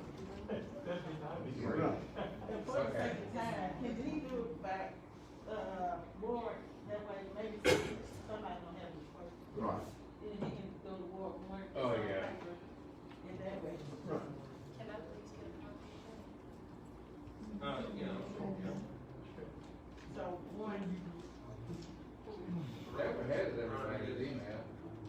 Yeah, I don't know, there's something going on with mine, so. somebody messed with Alderman Taylor. Yeah, He's not because I'm not getting anything. And Doc, you hadn't hacked my computer. And it sends back every time. Because I ain't got anything. While they're looking through, I want to ask about Woodland Drive. It says you're waiting on to receive a task order. And I know we talked about that in here with even the homeowners have come before the board and talked with us about it. And I thought we were going to look and construction job, go back out and look at it. But it says you're waiting to receive a task order, so. Can you update me on that? We went back and looked at it, and, Because basically what we did the first time, Alderman Gibson was, actually, he went out on site with it also. And we fixed the issue of one person's problem, but it made a larger issue for the neighboring homeowner. And the neighboring homeowner came up here and talked to us, and we were all here together, and so you're saying y'all did go out? oh, we did a plan earlier.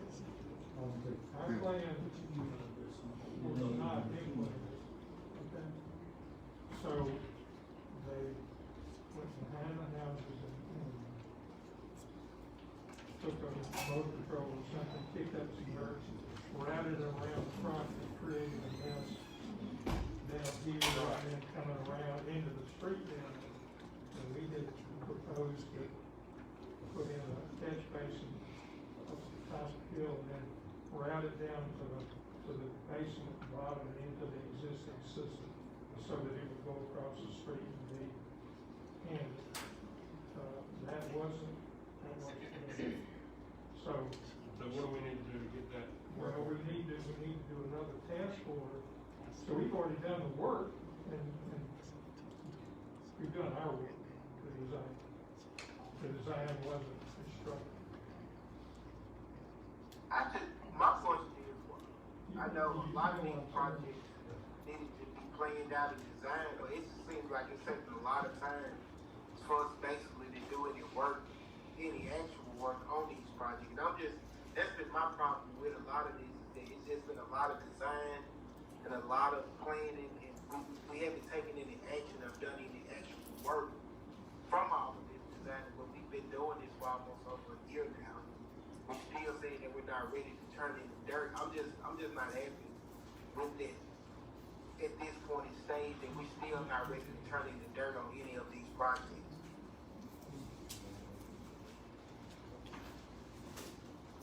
No, we all agree with you, Alderman. Yeah. And I want the engineers to speak to why are we still in the planning stage when we should be by now, we should have had the project completed.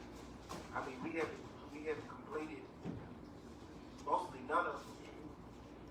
For the most part, we are past the planning stage. We're actually close to having construction drawings. Some have already been submitted to CMU, is my understanding, when we talked at the last meeting. Others we are close to having completed by the end of this month. So we'll have documents that can be used to build these projects by the end of September. As we talked about last time, the impediment for us will be acquiring easements for these projects. That's the only thing that will hold us up from actually putting things to construction before the end of the year.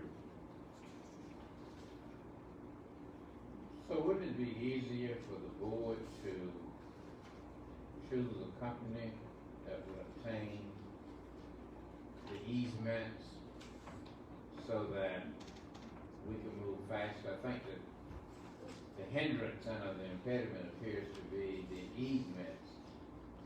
It looks like we need one of these companies that you all suggested to obtain those easements for us. It looked like that would move things remarkably faster. In all of the projects and all of the pathway that we go for the finalization of a project, it seems that the obtaining the easement seems to be the longest and the hardest. So, are you all able to give us some type of cost as it relates to these companies? I've been in contact with two of them, giving them information that they needed to give us some quotes. So I will follow back up with them and get those to the board, to you and the board this week. Okay then. Yeah, we really need to. I think that would really help everything. Okay.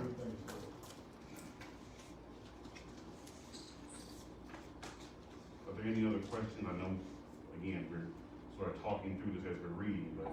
Look, I just wanted us to engage with one of those companies, to get their, feedback on some of these projects and what their cost analysis would be, and just bring them on board to see what can they do for us and what is the price. Okay, yeah, so, the intent here, it would be to obtain competitive prices from each one, and the board just chooses. And then, of course, along with that, we would need you guys' experience, input as to their experience in obtaining easements relatively quickly, I would think. One of my suggestions was to go with the IRO company, since they've already been working with the county and should be familiar with the area. They should have a better understanding how to make the project move it along a lot faster, since they've already been familiar with working in the area anyway. That's why I would suggest IRO, is because they have dealings with the county in this area.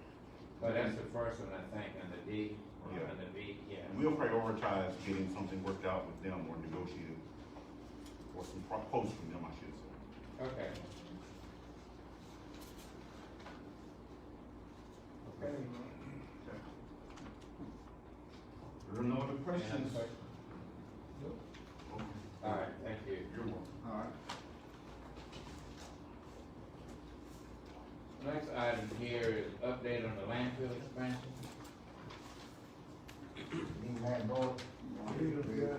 I talked with David Rule, about an hour ago. Trinity, consulting firm is working on our permit. What that is when we decide to expand, it puts us into a different category as it relates to reporting to the admission that the landfill possibly will generate in being sized, going up, expanding. So they are working on that. In 2 weeks, David and myself we're supposed to sit down and review a draft permit. In 3 weeks, we will appear before Mississippi Department of Environmental Quality with that draft permit. And it'll be in their hands, and they'll be making a decision in 3 weeks as it relates to awarding us, approving that draft permit, and then final approval will go before the Mississippi Department of Environmental Quality Board for review and for approval. So I think David came before the board and told the board that it would be sometime toward the end of September, and we're pretty close to being on track for that. Well, let me ask you a question, if I may. So, what gases are emitted by our landfill? Right now, we do quarterly gas monitoring. Okay. Right now, our landfill is not producing any type of methane gas or anything of that nature. Our wells are not indicating any hits. This could possibly be due to the type of material, clay material that we use to cover. In order for landfills to produce gas, it has to have a source of water and air, and an anaerobic situation where the material starts to decompose, and then it generates gas. But because our landfill, like some landfills, are somewhat like a dry tomb, even though we get rainwater, we don't get enough water penetration or to infiltrate further enough, deep enough to cause an anaerobic state. And so, therefore, our landfill is somewhat like a dry tomb because of the acid clay that shields the waste that we put in place. Okay. We would suspect for maybe 100 years from now, you may dig it up, pick up a paper, read about Dr. William Truman, or about their ways, because of the way we do it. Now, in the future, we hope to start an injection system where we inject leachate, which is the water that comes off of the waste. That will start the anaerobic decomposition, and then it would start to generate. But right now, because we are required to cover with 6 inches of soil, and the type of soil has a high density level, that's usually what keeps us from producing. Even in our oldest cell, that's 20 years old, we're not getting any hits on methane the production of methane. Okay. So once we do, I'll bring that before the board, and we'll go from there. Anything else for Mr. Garrett, is that it? Yeah. Thank you, Mr. Garrett. Thank you. Discussion of the hiring of CFO? Yes, sir, we have, Commissioner, brought that, up for discussion. I did speak with the, Watkins, and company, group out of, the Richland area, and, they were supposed to give us, cost on what it would, be to, do the, city's monthly budget, make reconciliations, I think, Cliff Brown said the 941s, and also asked them about, the taxes as well as payroll. I'm yet to hear back from them. I thought they would call out the holiday, but we'll touch base again with them. Okay. And we'll come back, with the report on that. All right. Discussion about the mayor's press conference?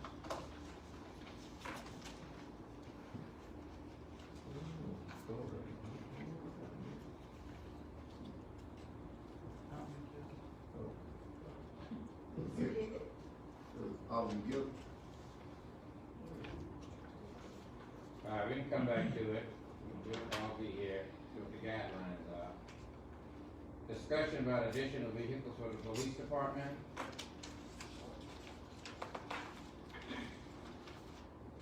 I think I had talked to the police chief about the purchase of additional cars. I think it was 6 cars, if I recall correctly.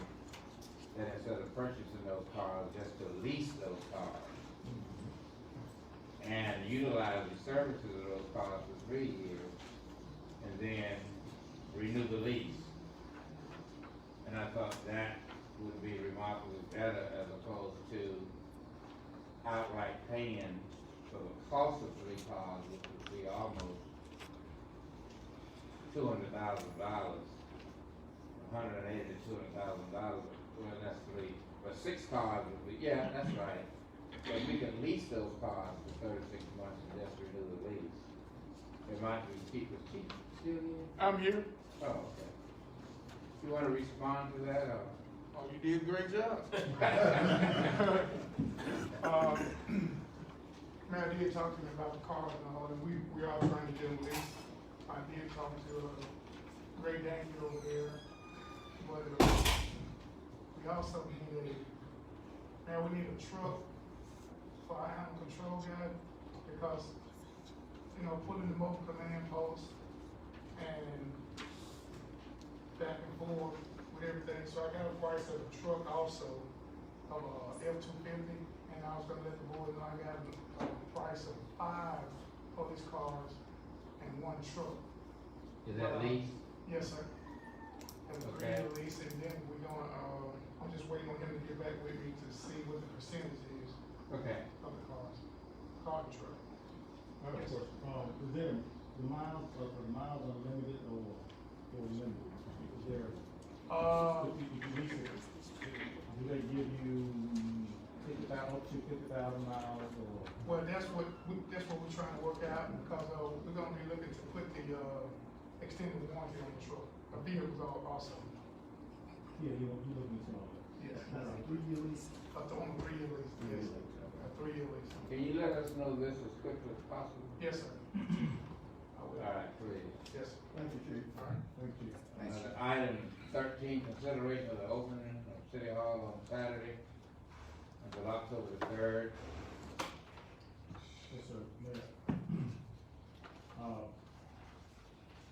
Since last week was what they had, National Voter Registration Day, and you absentee ballots, but since we were not open this past weekend, I'd like for us to consider open up City Hall, every Saturday up until the election,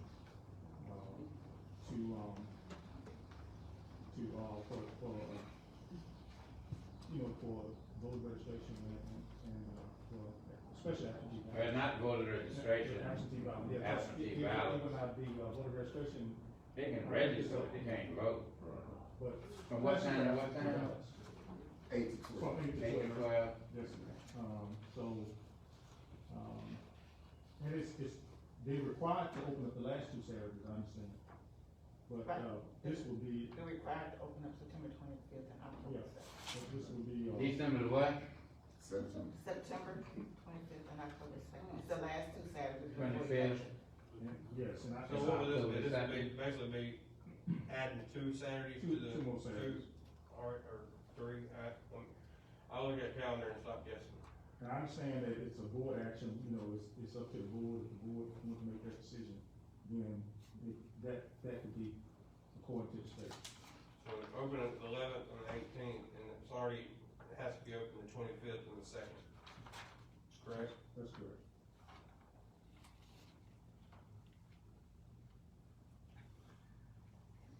How many people would be working at City Hall on those Saturdays? Yep. In order to do absentee voting, it needs to be 3. If it's only 2, we can't do any curbside. You see that right So there? There's gotta be 3 here, It needs to be at least 3. and if only 2 are here, We can't do curbside voting is curbside. not allowed. You can't do curbside You can shut it down. and absentee voting, there's no curbside. And That's what they said. there's no absentee voting in curbside. No curves. So what, Yes, it is. But if we only have 2 here, You only have 2, you're not doing curbside anyway. we really don't need to do it because it needs to be 2 inside. So just do 2 anyway. yeah. Be 2. You need how many? She's gotta have 2. We She's don't gotta have have 2. Okay, We don't have, 3 people certified to do election. 3 people So certified. we'd only have 2 anyway. No. So everything else is a moot point anyway, we'd only have 2. Would Ms. Andrews be, assisting with that? Who? Ms. Andrews. She's not certified to touch absentee ballots.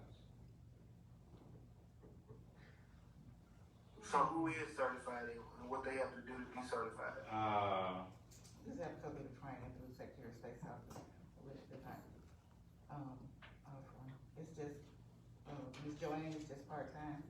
I'm gonna talk to her about it, but Kawana and I aren't on the other 2.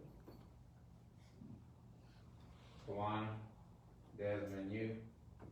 Desmond didn't go through the training this time. It's just Ms. Brown and Ms. Kwan. And she said if need be, she can. Get Joanne. I'm gonna ask her, but she just walked in. So she went through the training? Yes. Okay. I just have to ask her. Charlie must not go to jail these days. About Don't people say not that. being essential. That's what's gonna happen. They went to jail in 2017. I don't want to speak that wrong. I'm not speaking, I'm just telling you that everybody's watching us, that's all. Oh, yeah, you know, that's always. That's just why we're talking about it in a wide open meeting. Being broadcast across the World Wide Web of Facebook. That's right. So, anyway. Let's take it over. Give me a motion so I can move on, whatever y'all gonna do. I'd like to make a motion that we, approve open City Hall Saturday until, every Saturday until October 3rd, 2020. It was open the 25th and the 2nd anyway, but anyway, do we have a second? I'll second. All in favor? Tim Taylor, aye. That's why. Well, Brown, aye. Ken, Motion carried. As it relates to authorize and approve the purchase of computers for police vehicles in the amount of $19,000. Do we have a motion? These are computers in all of the cars, Chief, Yes, sir. and that's 19,000. Now, this comes with installation and training? It does. Okay. Do we have a motion? So moved. second. All in favor?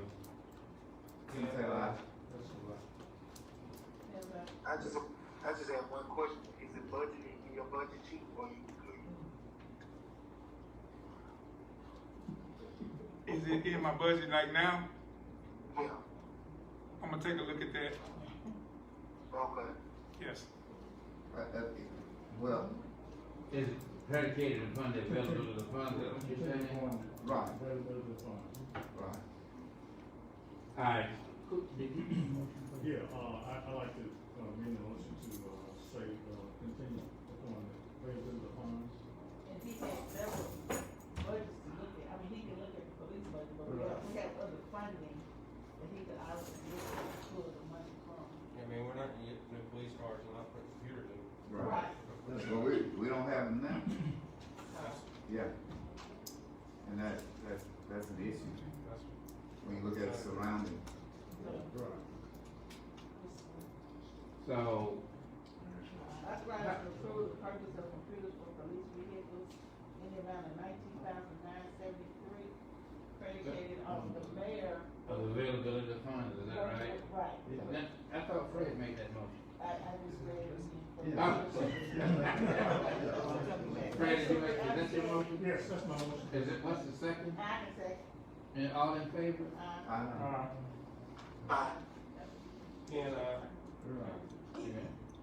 Motion carried. As it relates to, I'm sorry. Yeah, I voted, I second it. as it relates to authorize and approve the purchase of cameras for the police department installation. It's $13,000, is that monthly? No, sir, it's $134 monthly. Oh, that sounds better, huh? The It's a lot total of cost, matches. the total cost is $13,595.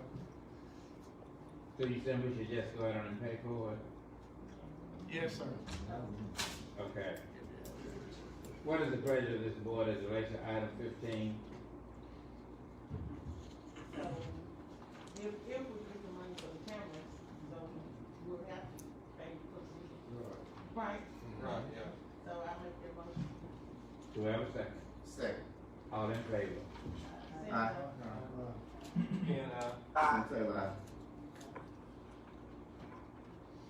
Motion carried.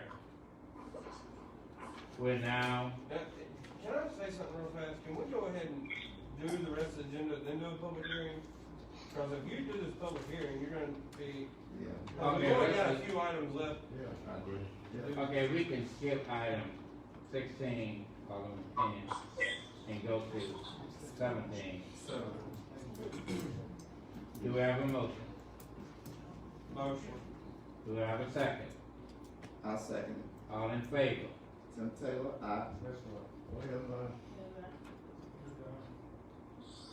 And, Motion carried. As it relates to item 18, authorize and approve the transfer of American Rescue Plan funds to an interest-bearing account, see resolution attached. Do we have a motion? Second. All in favor? Aye. Motion carried. As it relates to 19, consideration of comprehensive plan and our planners for the city of Canton.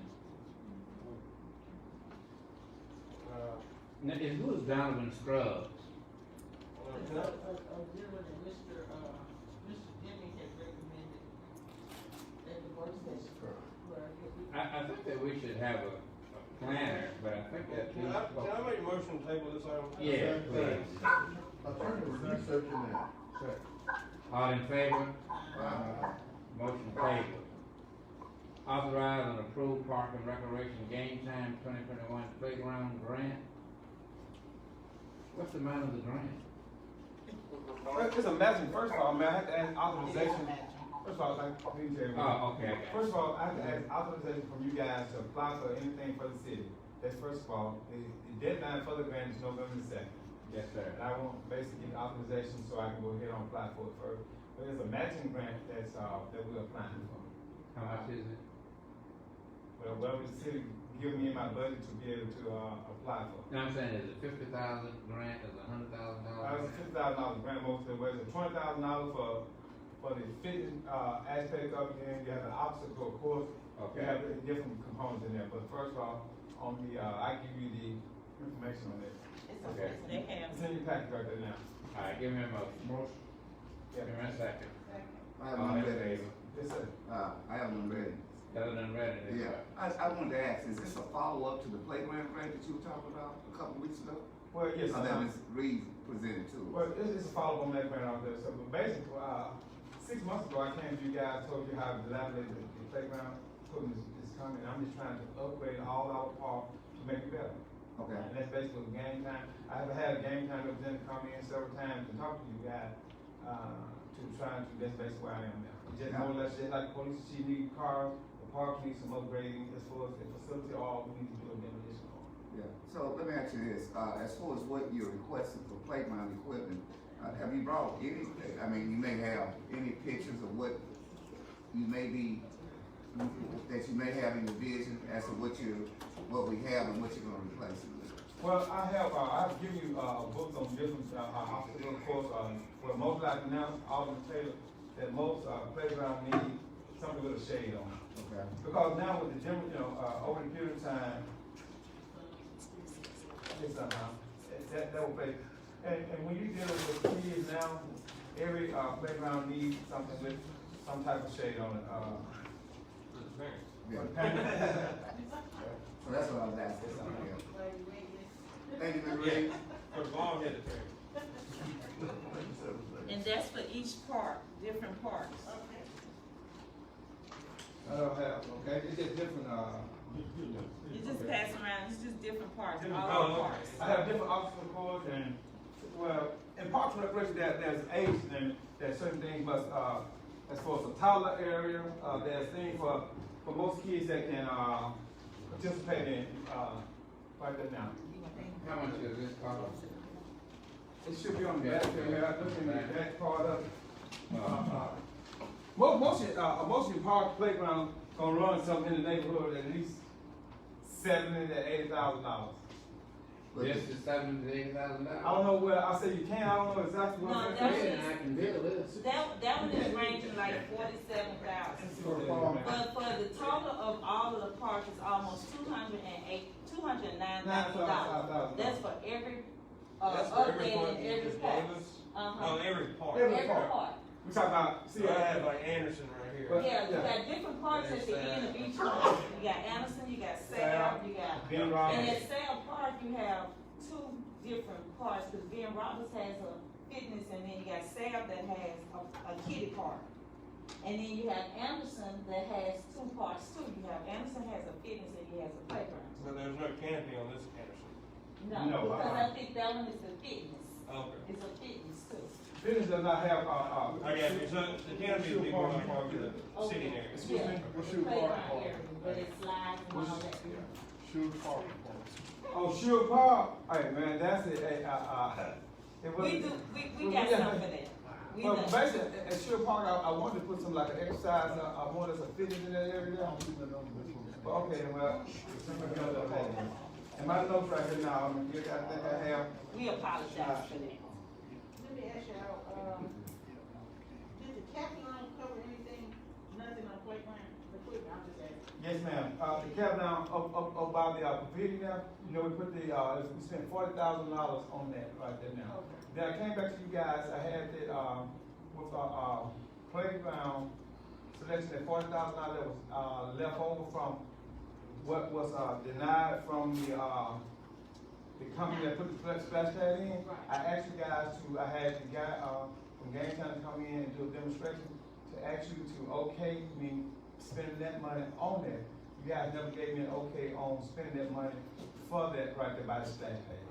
And so, you know, when it went, I think I came back, and that was in May, I asked you guys for that. And so we never did get a, We still got the money?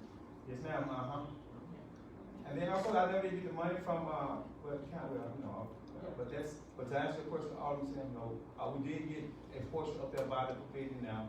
That part have a, canopy on it up there at, Sad Park there. And then update also, Alderman Well, Mr. Black said gonna pour the concrete at the, pavilion, this Friday or Monday. He have been back on, I apologize on that, we also said a little bit, but that's part of, updating you guys as far as on the pavilion, when we did get him the, change they on, he he had to start doing something. So it's nothing that I can do, all I can do is just take his word, you guys, that he's gonna put a concrete on, at that pavilion. I'm moving expedition as I can on the project with the number of guys I have, is basically trying to get cut grass. Thanks for the update. But one thing I can say, guys, we really need to do something for our playground, because if a toddler get hurt, I think after the last, it's one of my jobs on a Monday to go around and inspect all the parks, as far as the rust and things that getting glass out the playground. When you're trying to upgrade something, when you're careful what you're doing, and I came to you several times and asking you guys, and I know y'all have a hard job trying to find the funding, but playground, you may not see a lot of folks coming, but people do use your playground, people do use your park. And this is you've heard me say several times, if the bees are not pumping, the community is not moving. And that's why it's like the police department, your public work, and your park for relaxation. That's why I am now. I'm just trying to give you guys the opportunity to see that we definitely need to put something into the parks to make our parks, as far as kids do use the park, parents come in and read books. You may not always see it, but parks are very important to the relaxation and the common goal of a person who are trying to make their lives out there for the kids. Well, I heard you name all the parks in the city, with the exception of Rogers Park, and I know that we're in the we're in the annexation phase of it, but to some degree, in the future, potentially, you're gonna take over that. What's the plan? Yeah, if it's annexed in the city, yeah. Well, to go there, guys, the budget for your parks, as far as the restroom, we have been, several times I came to you guys saying that we need to do a better job as far as the restroom at your park.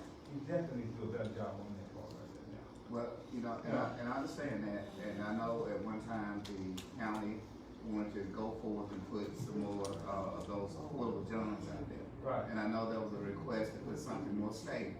Right. And as much as they have police presence over there with both the county and the city, I think, again, it goes back to what Alderman Gilpin and I were talking about. Some deterrents can appear and be involved in the process. But going forward, based on all that you mentioned about the parks in the city, yes, sir. What are the plans for say, a park? Because their playground equipment is antiquated also.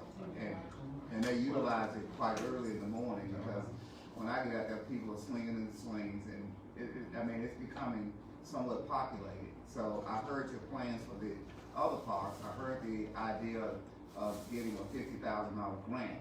So the inclusion of Rogers Park, where are we going forward with that particular?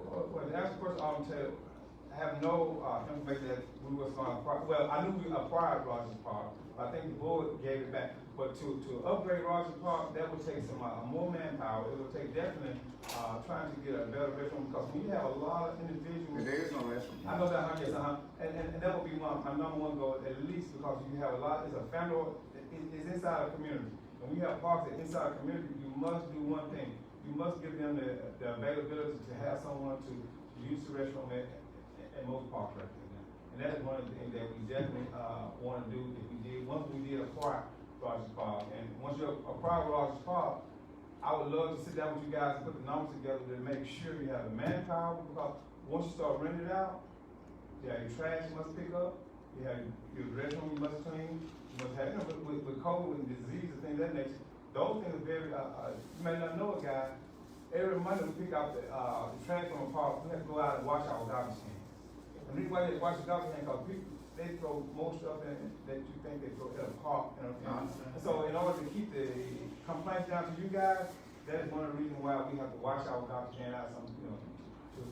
Yeah, but the mayor, I think, and if I'm wrong, the mayor can correct me, but I know he did have some communication with the board of supervisors that right now that we won't take it over, but at some point in the future, I know we will. And so just the plans of inclusion is what I was looking to hear from. Well, will that plan, do I need to put that in this year's budget?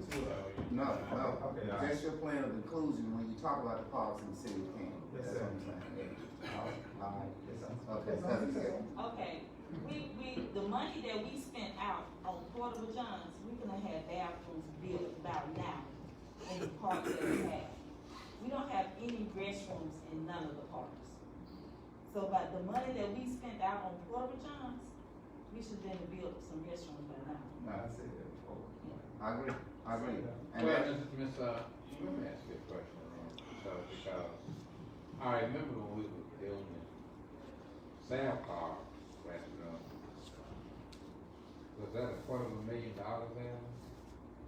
Yes, sir, that was the splash pad, the, concession stand.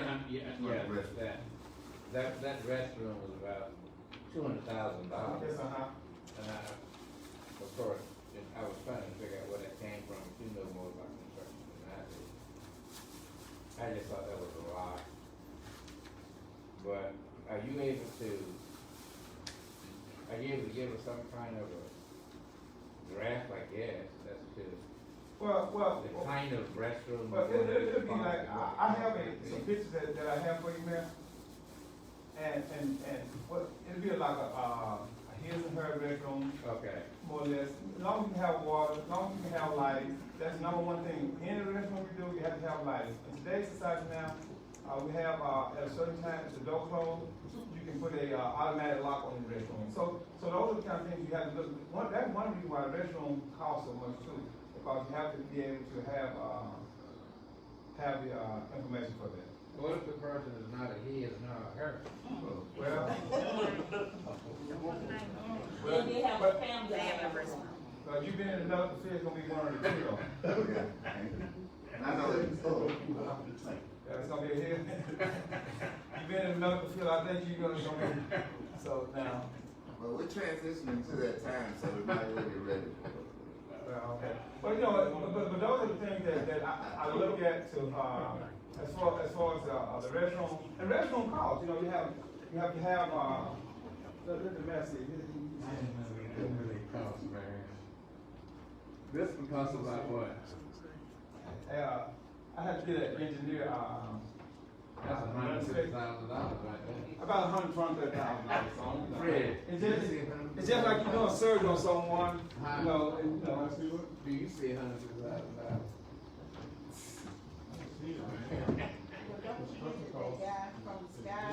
Yeah, everything's out in Well, you know, yeah, he came in, he came in, he worked with me on, he sponsored something for the youth baseball, and I told him some of my problems, and did y'all hear him? He said that he needs some help out there. He did say that, and you know, it won't go on with the park, you know, just trying to maintain, and that's why he sees there's and I know funding takes a lot of it, but when you're trying to improve your community and then too, what you already have is going down, somewhere we need to come together and just, do a big observation on which direction we're heading. I agree, let's stay on it. I had to take my, back, so when y'all ask me, so when y'all ask me for it again, I can show it to y'all again. No, I'm trying to recycle. Landfill is full of, That's expensive paper there, all them colors. Yes, right, so that's what I'm trying to recycle. You don't mind if I get it from all and get it to you? Thanks. But all you're asking for today is give me on the reservation. Observation to apply for, the application for game time now, and then, you know, but you also consider purchase too now. Give me a motion, Motion. Second. All in favor? Y'all have a nice day. Thank you all.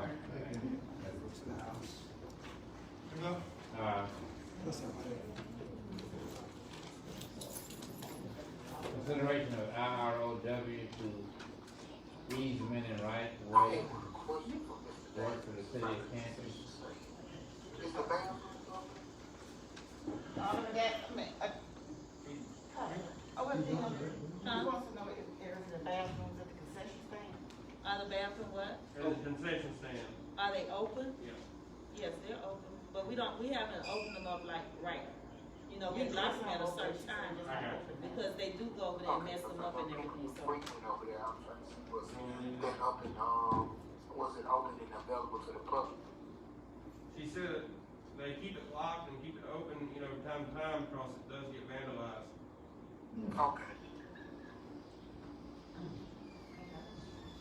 Alright, I think, didn't we just vote on number 20? We're on 21 now, which Ms. Banks found out earlier. didn't get it either. Okay. The IROW is, the integrated right of way, that's the one that's in the county already?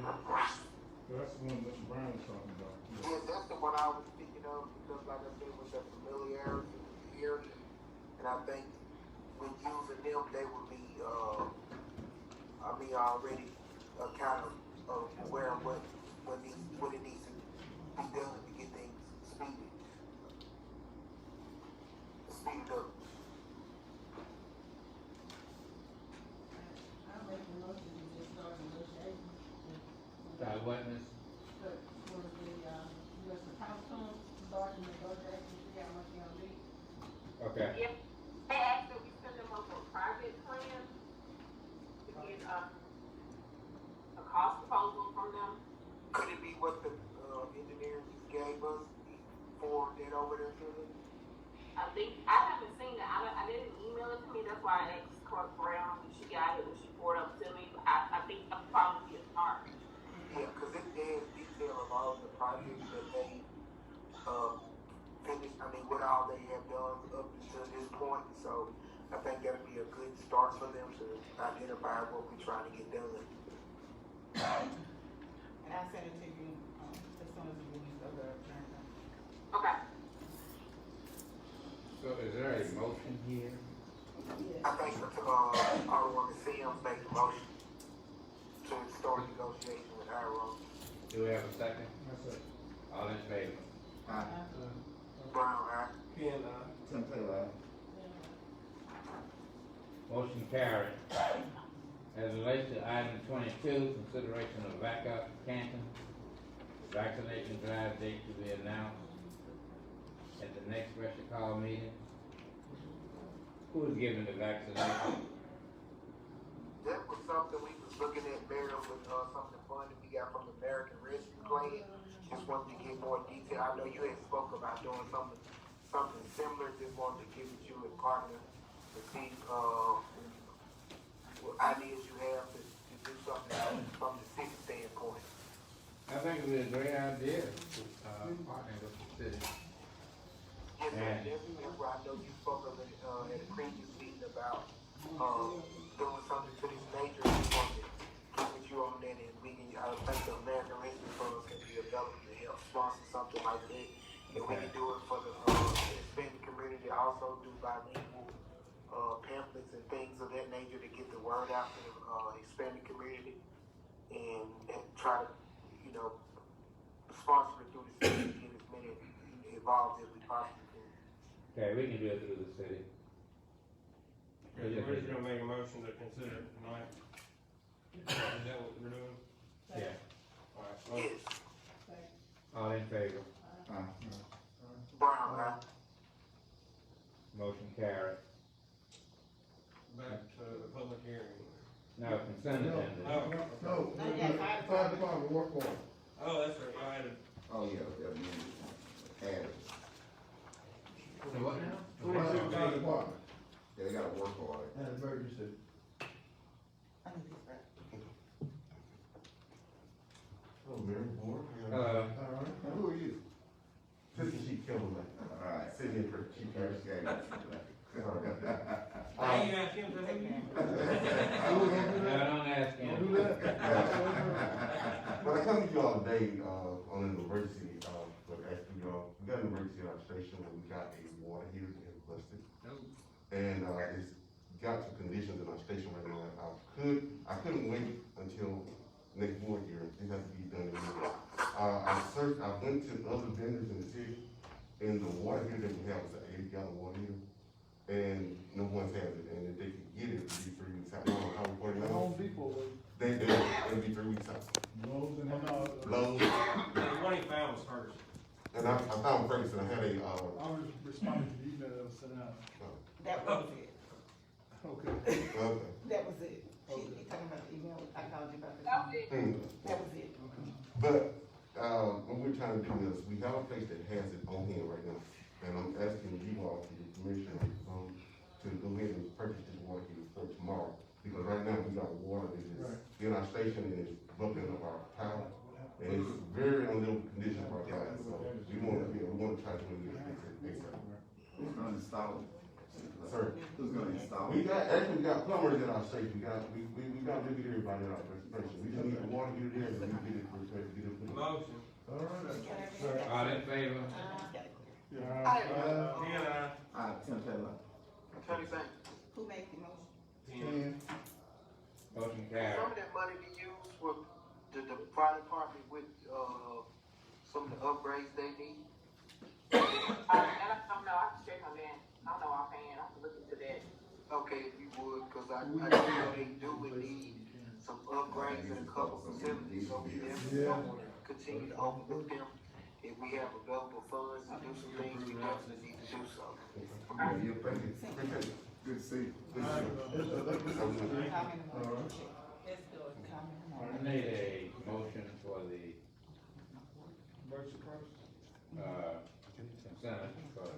consent agenda. We already put you down for a yes on that. Motion. Second. All in favor? Motion carried. Mayor, you have another item, the press conference yesterday had put on that discussion about me. I didn't put that on there, I don't know who put it on there. I put it on the. Yes, sir. So I want you to come give us an update, I missed the press conference. Miss my press conference? Yeah, I don't want. What press conference? Thank you. Thank you. Did you have a press conference that relates to the shooting, that relates to? Oh, yeah. Justin Ramirez? Yeah, I wanted to get an understanding of that and what's the plan in terms of how we address these issues. 'Cause I think. Well, we had a press conference and we addressed the issue of, the shooting of, Mr. Wilder and also Justin Ramirez from the Hispanic community. We discovered that as it relates to Mr. Wilder, he qualified for the Victims Compensation Act that took care of his burial, as well as, Justin Ramirez, a little 16-year-old kid. Six, I'm sorry, also qualified, but that was apparently a donor of some kind that took care of his funeral services. And, what we talked about at the press conference was basically what we talked about earlier, and that was, one of the things that the city could do, and that was the the bright light program. And the bright light program is one that we've talked about. Rudy Watkins has made several presentations of creating brightness, in downtown in the community, as well as creating brightness and cameras out into the community, as a safe measure. And we also talked about developing, better relationships. We set a curfew, I think that is expired now, I believe, for anybody under the age of 18. A curfew set for them unless they were accompanied by their parents. Yeah, it's for 2 weeks. For 2 weeks. And so we felt that would help that too many 16-year-olds, 17-year-olds were running around with AR-115, AR-15, or whatever you call them, taller than they are. And so it was a press conference of concern that we had.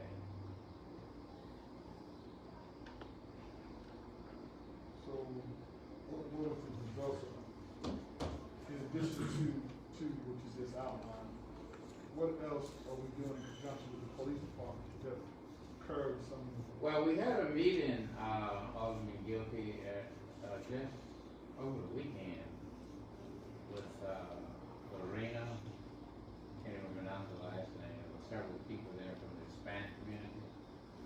It took place at Tom Alexander's place. Got heated starting out, had a class of cultures, people didn't really know each other, didn't know the language, didn't know the culture, but what was concluded was the following.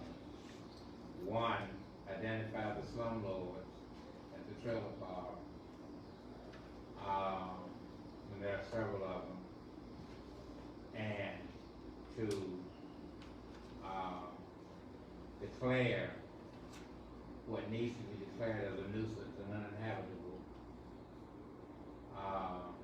place a fine on the slumlord to take corrective action. So that was talked about in that situation. That's one of the things that that we could do. The other thing that we talked about was speaking up, speaking out, because many members of the Hispanic community don't speak up and don't speak out for whatever the reason. We talked about hiring individuals from the Hispanic community as a part of our police department. And we have actually tried to hire folks from the Hispanic community and reintegrate into our police department, but that hasn't happened. There was a discussion about having a Hispanic Heritage Culture Festival here. That's been planned now, and so the bottom line is how do you create bridges? How do you have a better understanding?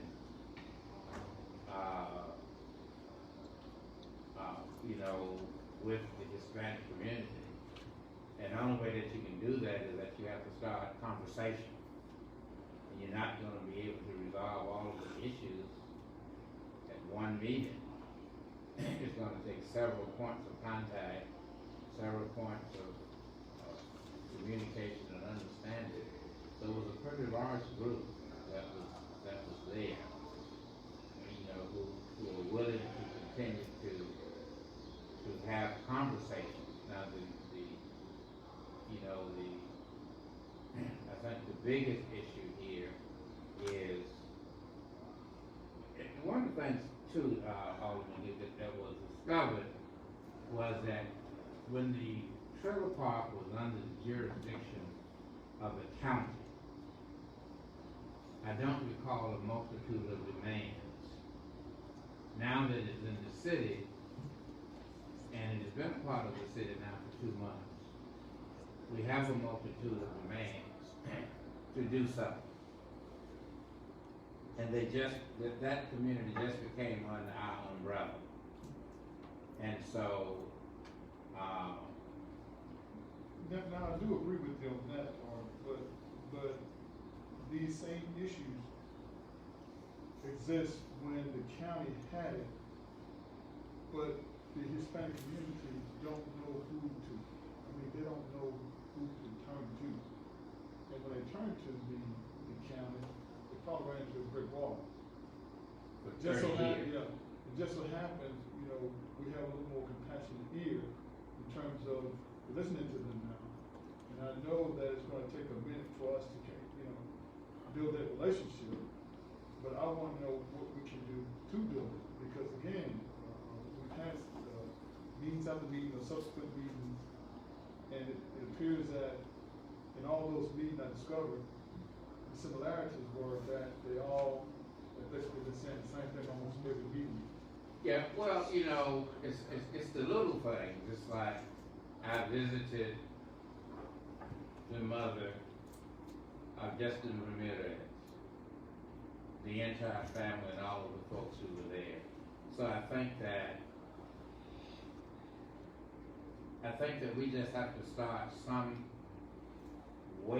Now the question is, what can the city do? And I think our largest responsibility is addressing the trailer park.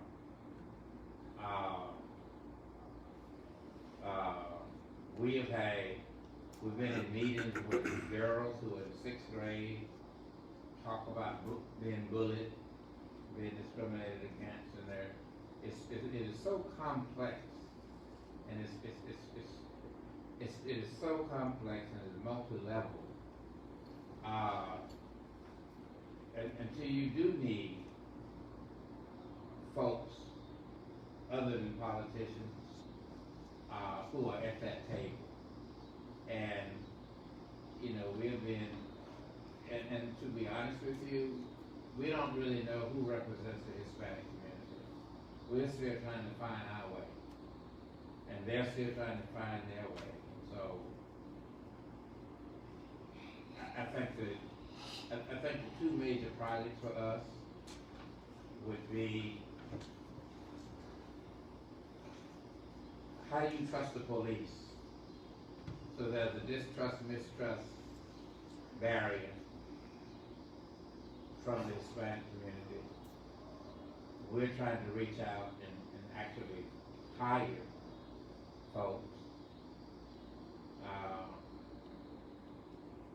on our police department, and of course that hasn't worked well. So it's really a complex issue, and I guess this is going to take a lot of time. It's almost like the Hispanic community has been there, but there's been no assimilation, integration of any of the cultures. Just been isolated, you know, you in your world, you in your world. Last thing, so we can kind of get to this next item on the agenda. You know, it goes a little deeper as well, simply because I have citizens who are actually in Ward 6 that will call me and tell me about certain things that's going on.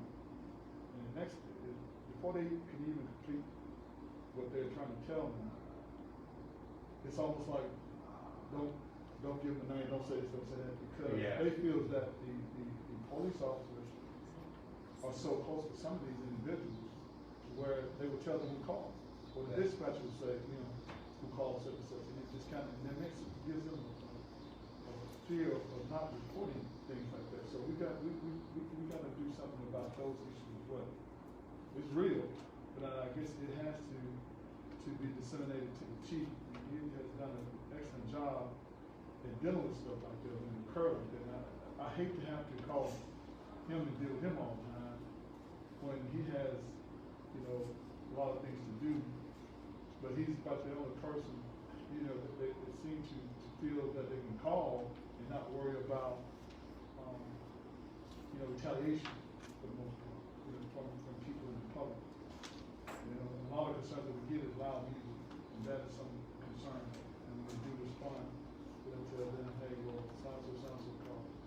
And a lot of times they don't call. They call directly to me. I'm quite sure one of the aldermen themselves will call directly to them. And they should, you know, have trusted systems where they call the police department and rest assured that those things are going to be addressed just as it would be, you know, if they called out.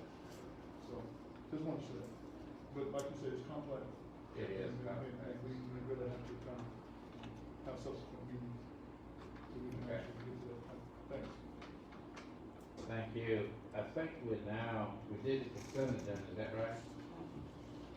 Right, we're at, the public hearing, we already have left for the executive, so public hearing.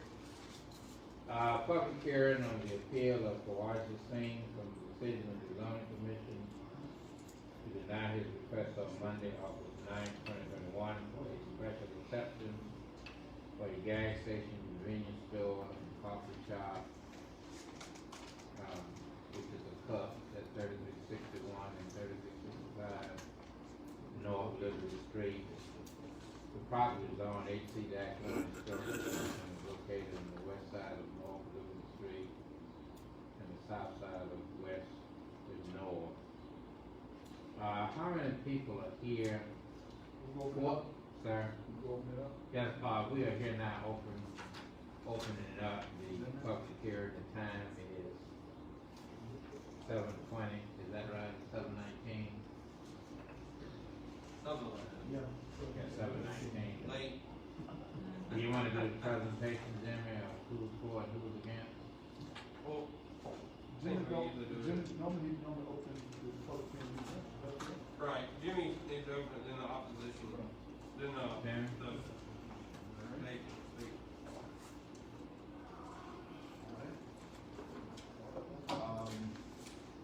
As you're aware, the zoning commission denied their request to Mr. Singh for a special session for gas station, convenience store, and coffee shop. What was the zone, unanimous, or was it?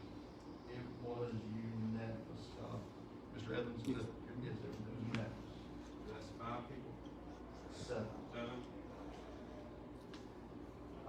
all seven, I mean, what, all seven present at the meeting? Or? I know. I think 5 were present. So it's a 5-0, 5-0. And actually, I had emailed everybody a copy of the packets having to do with Mr. Sims' opinion. Right. So, I believe that Mr. Morris is here to represent Mr. Sims.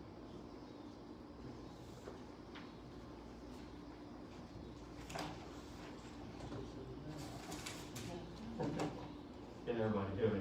Yes, sir, how you doing? Leo. If it makes you better to talk. Say again? If you wanna take it off while you talk. I'll just take out one. There you go. Okay. You ready to protect him from that? He knows what's in there. First of all, I'd like to say good evening to the people in all of them. Good evening. Good evening. It's been a privilege to come back before the board again. Here to represent Mr. Singh. As the board knows that on August the 9th, 2021, Mr. Singh came before the zoning commissioners and he petitioned the zoning commissioners for a special exception to allow a gas station, a convenience store, and a coffee shop. As the board knows, coffee shop is basically like a restaurant, so it basically would be allowed outright. So the convenience store and the gas station, it requires a special certificate that usually will be allowed. To give the board some background information is, Mr. Singh has been a long-time businessman of this community. Excuse me, is this a rendering of it here? That's a proposed rendering of the Oh, okay. He has been a long-time businessman within the city of Canton for a long time. The zoning commissioners denied him, but Mr. Singh come before this board to appeal that decision. We asked the board to look at this. You got two documents that the city has adopted. The first is the comprehensive plan, then you got the zoning ordinance. What was the first? Comprehensive plan. Okay. In the comprehensive plan, this plan consists of not only the comprehensive plan, it consists of the transportation plan, the facility plan, and the transportation portion of it. It consists of all those plans. And the other plan, what we call the ordinance, is what you call the zoning portion of the ordinance, which is the enforcement part of the ordinance.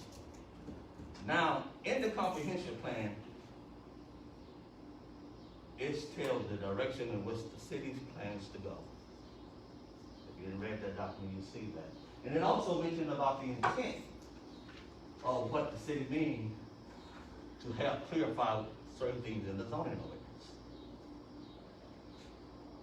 Now, some say that convenience stores are not allowed, but I don't think that was quite the intent of the ordinance when you examine it. Now, as you know that Mr. Singh business is located in the historic commercial district. In that district, you have not only commercial, you have single-family residential, which is only allowed on the second floor within the square itself, second floor. You also have within walking distance of this commercial district, you have some single-family residential houses that surround it, and you also have some multi-family that's outside of the historic, which is also within walking distance. When the city did these things, they did it to bring a bunch of people to the square. To get people there. Now, the next part of that, the city also created what you call as an entertainment district. On that entertainment district, the city wanted to have activities going on there. So now the city, they start putting the puzzle together. Have a single family that's living on the square, have residential surrounding, have a multi-family that's there, we got a lot of people that there.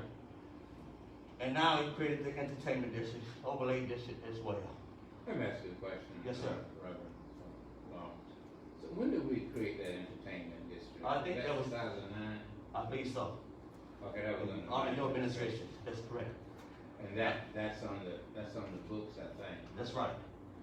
Now, once that happens is, And just a moment, what's the boundaries of that entertainment? the boundaries are there today. I think I remember. The start is starting.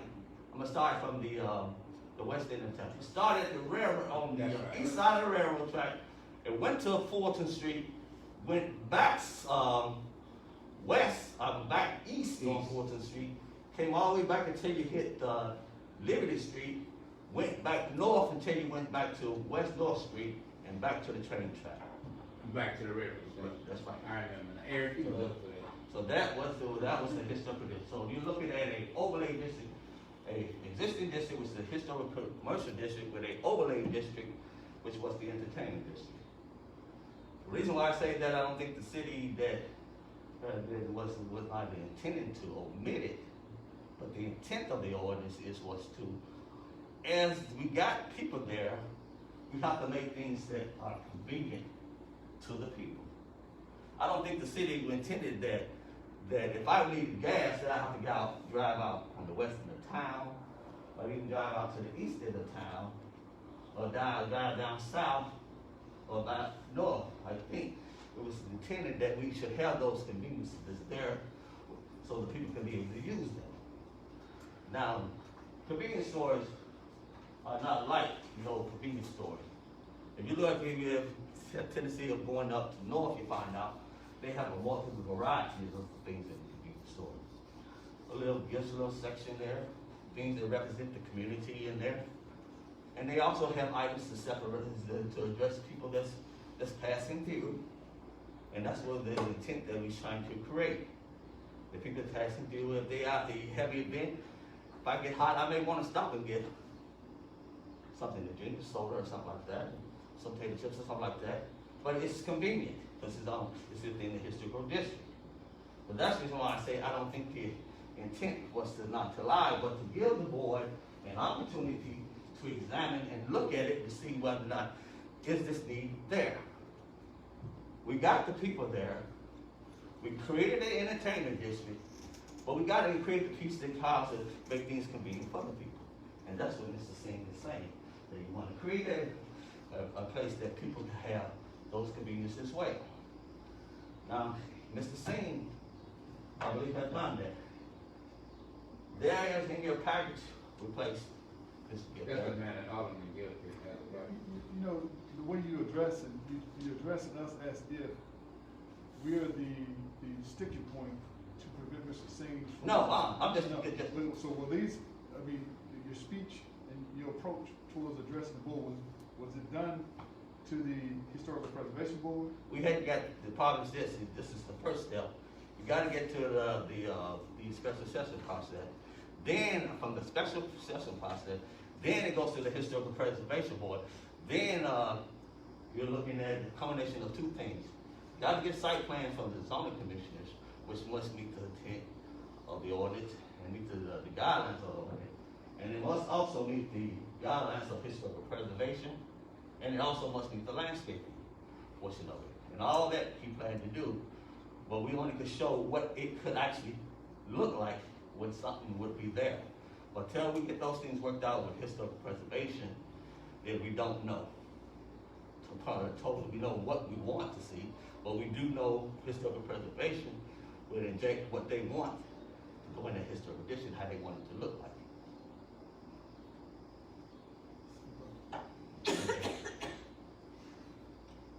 Now,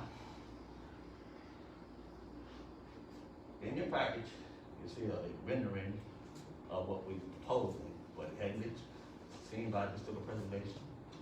And also, the board has been given a site plan.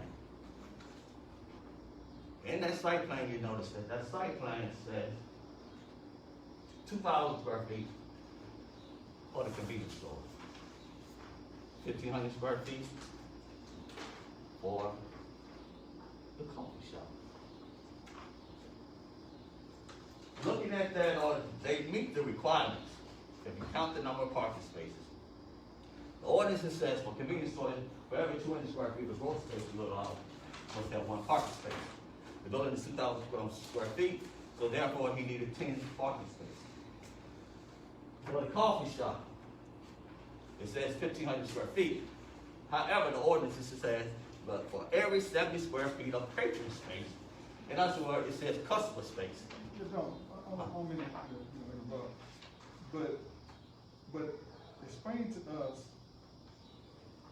as relates to what you're talking about.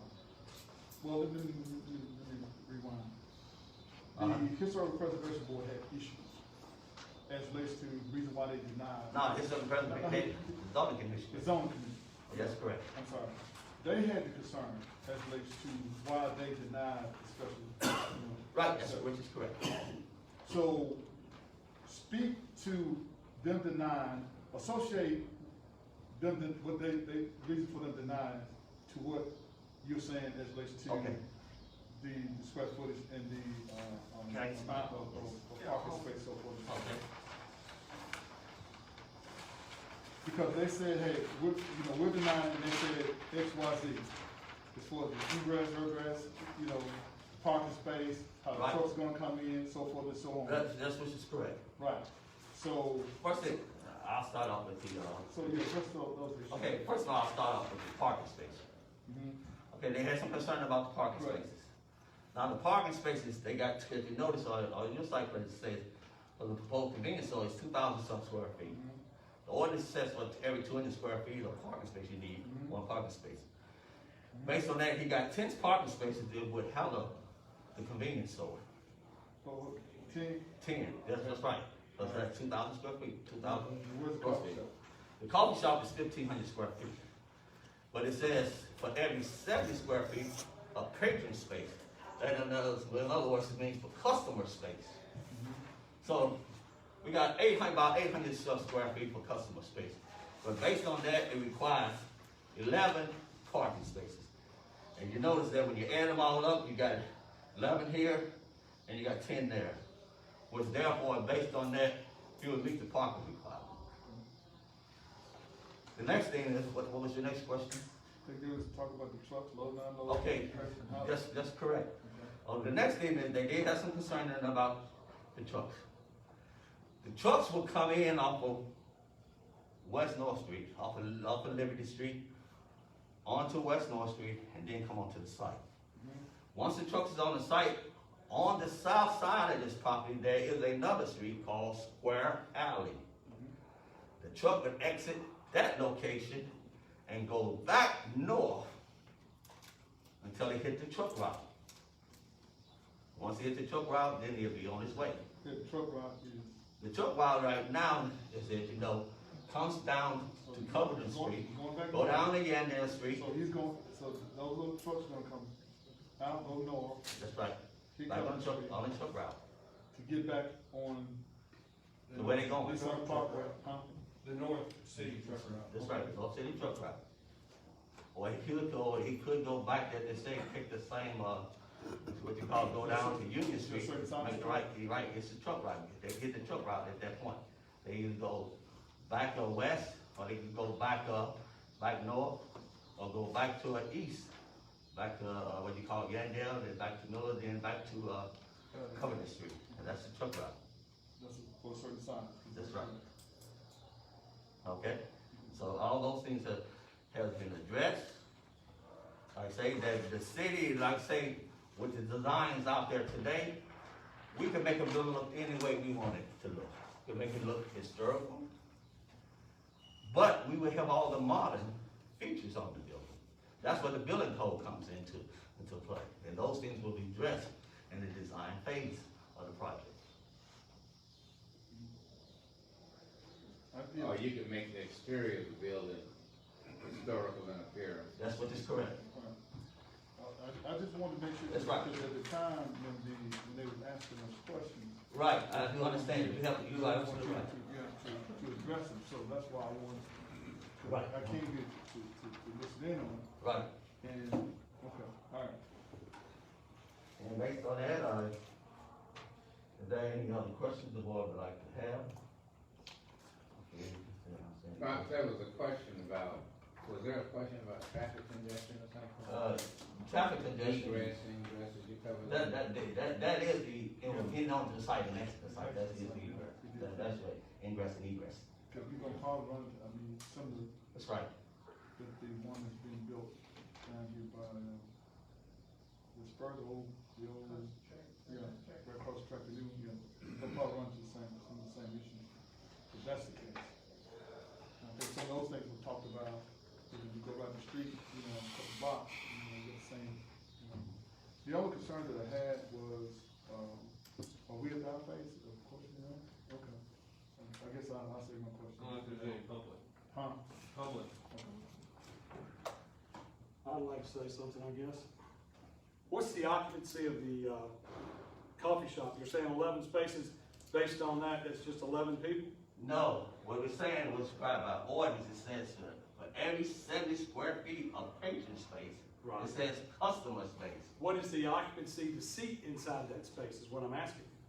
The occupancy, now that I have to go back and look at. I'm not Because quite sure. if you only have 11 spaces, I mean, and plus in the front, how many gas pumps are out front? Second, How many gas pumps are out front? right now you got 3. Three sets, 3 islands? That's right. Okay, so 3 islands, and you're gonna take up, there's no way you'd have the setback, there's no way you could handle the occupancy inside the restaurant and occupancy inside. Okay, let me answer your question in the page. Okay. The first thing you said there's no way to setback. In the historical district, this is the only district. Oh, I agree, there's no, There's there no is no setback. setback rule. But see, that's the problem. If you can't get trucks in and out, you can't get No, cars. that's- I lived, Look, y'all gonna talk one at a time. I'm trying to talk. Now, hold on a second. Chip, you can talk. When you finish, he can talk. Okay. Dr. Lawrence, when you can talk, when you finish, Chip can talk. That's correct. But you're not gonna talk at the same time. That's not what this is for. Okay. All right, move on. Okay. So, if you're gonna have the setback, and you can't, I realize there's a 0 setback in the historic district, but you still gotta put in the sidewalk. Does the sidewalk go back in? So it'd be, what, 3 feet of sidewalk wide? And then you've got a landscape right beyond that? I'm asking. Is that correct? When all those things is developed at the site plan, you'll see all those things. Right now, we got there on mine, I got it do right now, all those things will be addressed when we come before this little preservation. We know Mr. Singh is very aware that he must be the landscaping portion.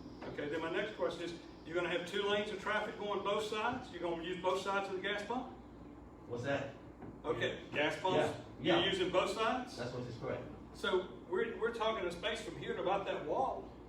No, you're looking at a lot that's currently, if you notice, look at the site plan is actually laid out to show you. Just for, I'm gonna turn this around, because this is actually not the same as what we got. Yeah, the only thing different is just colors. Well, it's got that there, and then you got entrance from the front here. Right, And that's not what we have here. Right, but I think that's what, The picture we have is actually different. right, that's right. So what I'm saying is you don't have any sidewalk here. So when you take the sidewalk and you have to drive cars in this way and drive cars in that way, how do you still have this parking? Look, you still have the parking, but you gotta realize that, like I say, this is a conceptual drawing. Once you put all the engineering, this drawing is drawn to scale. It's what's out on the ground So you right tell now. me there's 25 parking spaces here. No, I said 21. Okay. But you said 15 and 10 and 11. I said 10 and 11. Okay. That's what I said. Okay. Look at that. And I recall this when there was a gas station there, when it was, before the tornado. We had 3 gas stations. Now, he had 1 pump, and there was no room for him to move anybody in or out. And these cars here cannot back out if there's people at these pumps, even on this rendering. Like I said, this is a conceptual drawing. Okay. Once all the engineering gets done to it. Well, you lose all of this parking. This parking doesn't exist, won't exist. Well, it's drawn to scale. It's on the ground. It's drawn to scale. It just doesn't fit. That's what I gotta say. I mean, there's no way you have enough room to do all of that in that location. Thank you. Mr. Lawrence, do you want to respond? Did you want to respond? Yeah, like I say, that this whole, the drawing that you see right here is drawn to scale. It's actually the size of the lot that's out there, everything that's on that rendering is drawn to scale. It's actually what we go on, that this site is actually built. The only thing that is not like it is the landscaping. We didn't put the landscaping in there And the sign. because we got to give it historical preservation to see what they want to see. But it's gone to scale. Okay. So architects and engineers. Right, and those are people that would. all these folks who know more than I know, will be involved in this. Well, is there anyone else in the public, or? I'll wait everybody out. Have you finished, Lon? Go ahead. It is. I agree. Anyone from the opposing side? I will. We still have all the aldermen to speak. Sir? I said, when the aldermen are ready, I'll speak. I speak last. Okay, go ahead. My point of view on this is the same as I spoke to another landowner in the city last month. I have nothing against people wanting to come here with business. But right now, you're looking at a board we put in place, the zoning board, voted 5-0. No. Then you have, right now in the city, and this is just off the top of my head, I don't know what's what, but I know that for a fact, you have 2 gas stations that are boarded up right now. You have one on 51 South, and you have one out the interstate. You have 2 gas stations being built right now. Well, Valero's being remodeled out of the interstate. Then you have the new one right there, just across train tracks.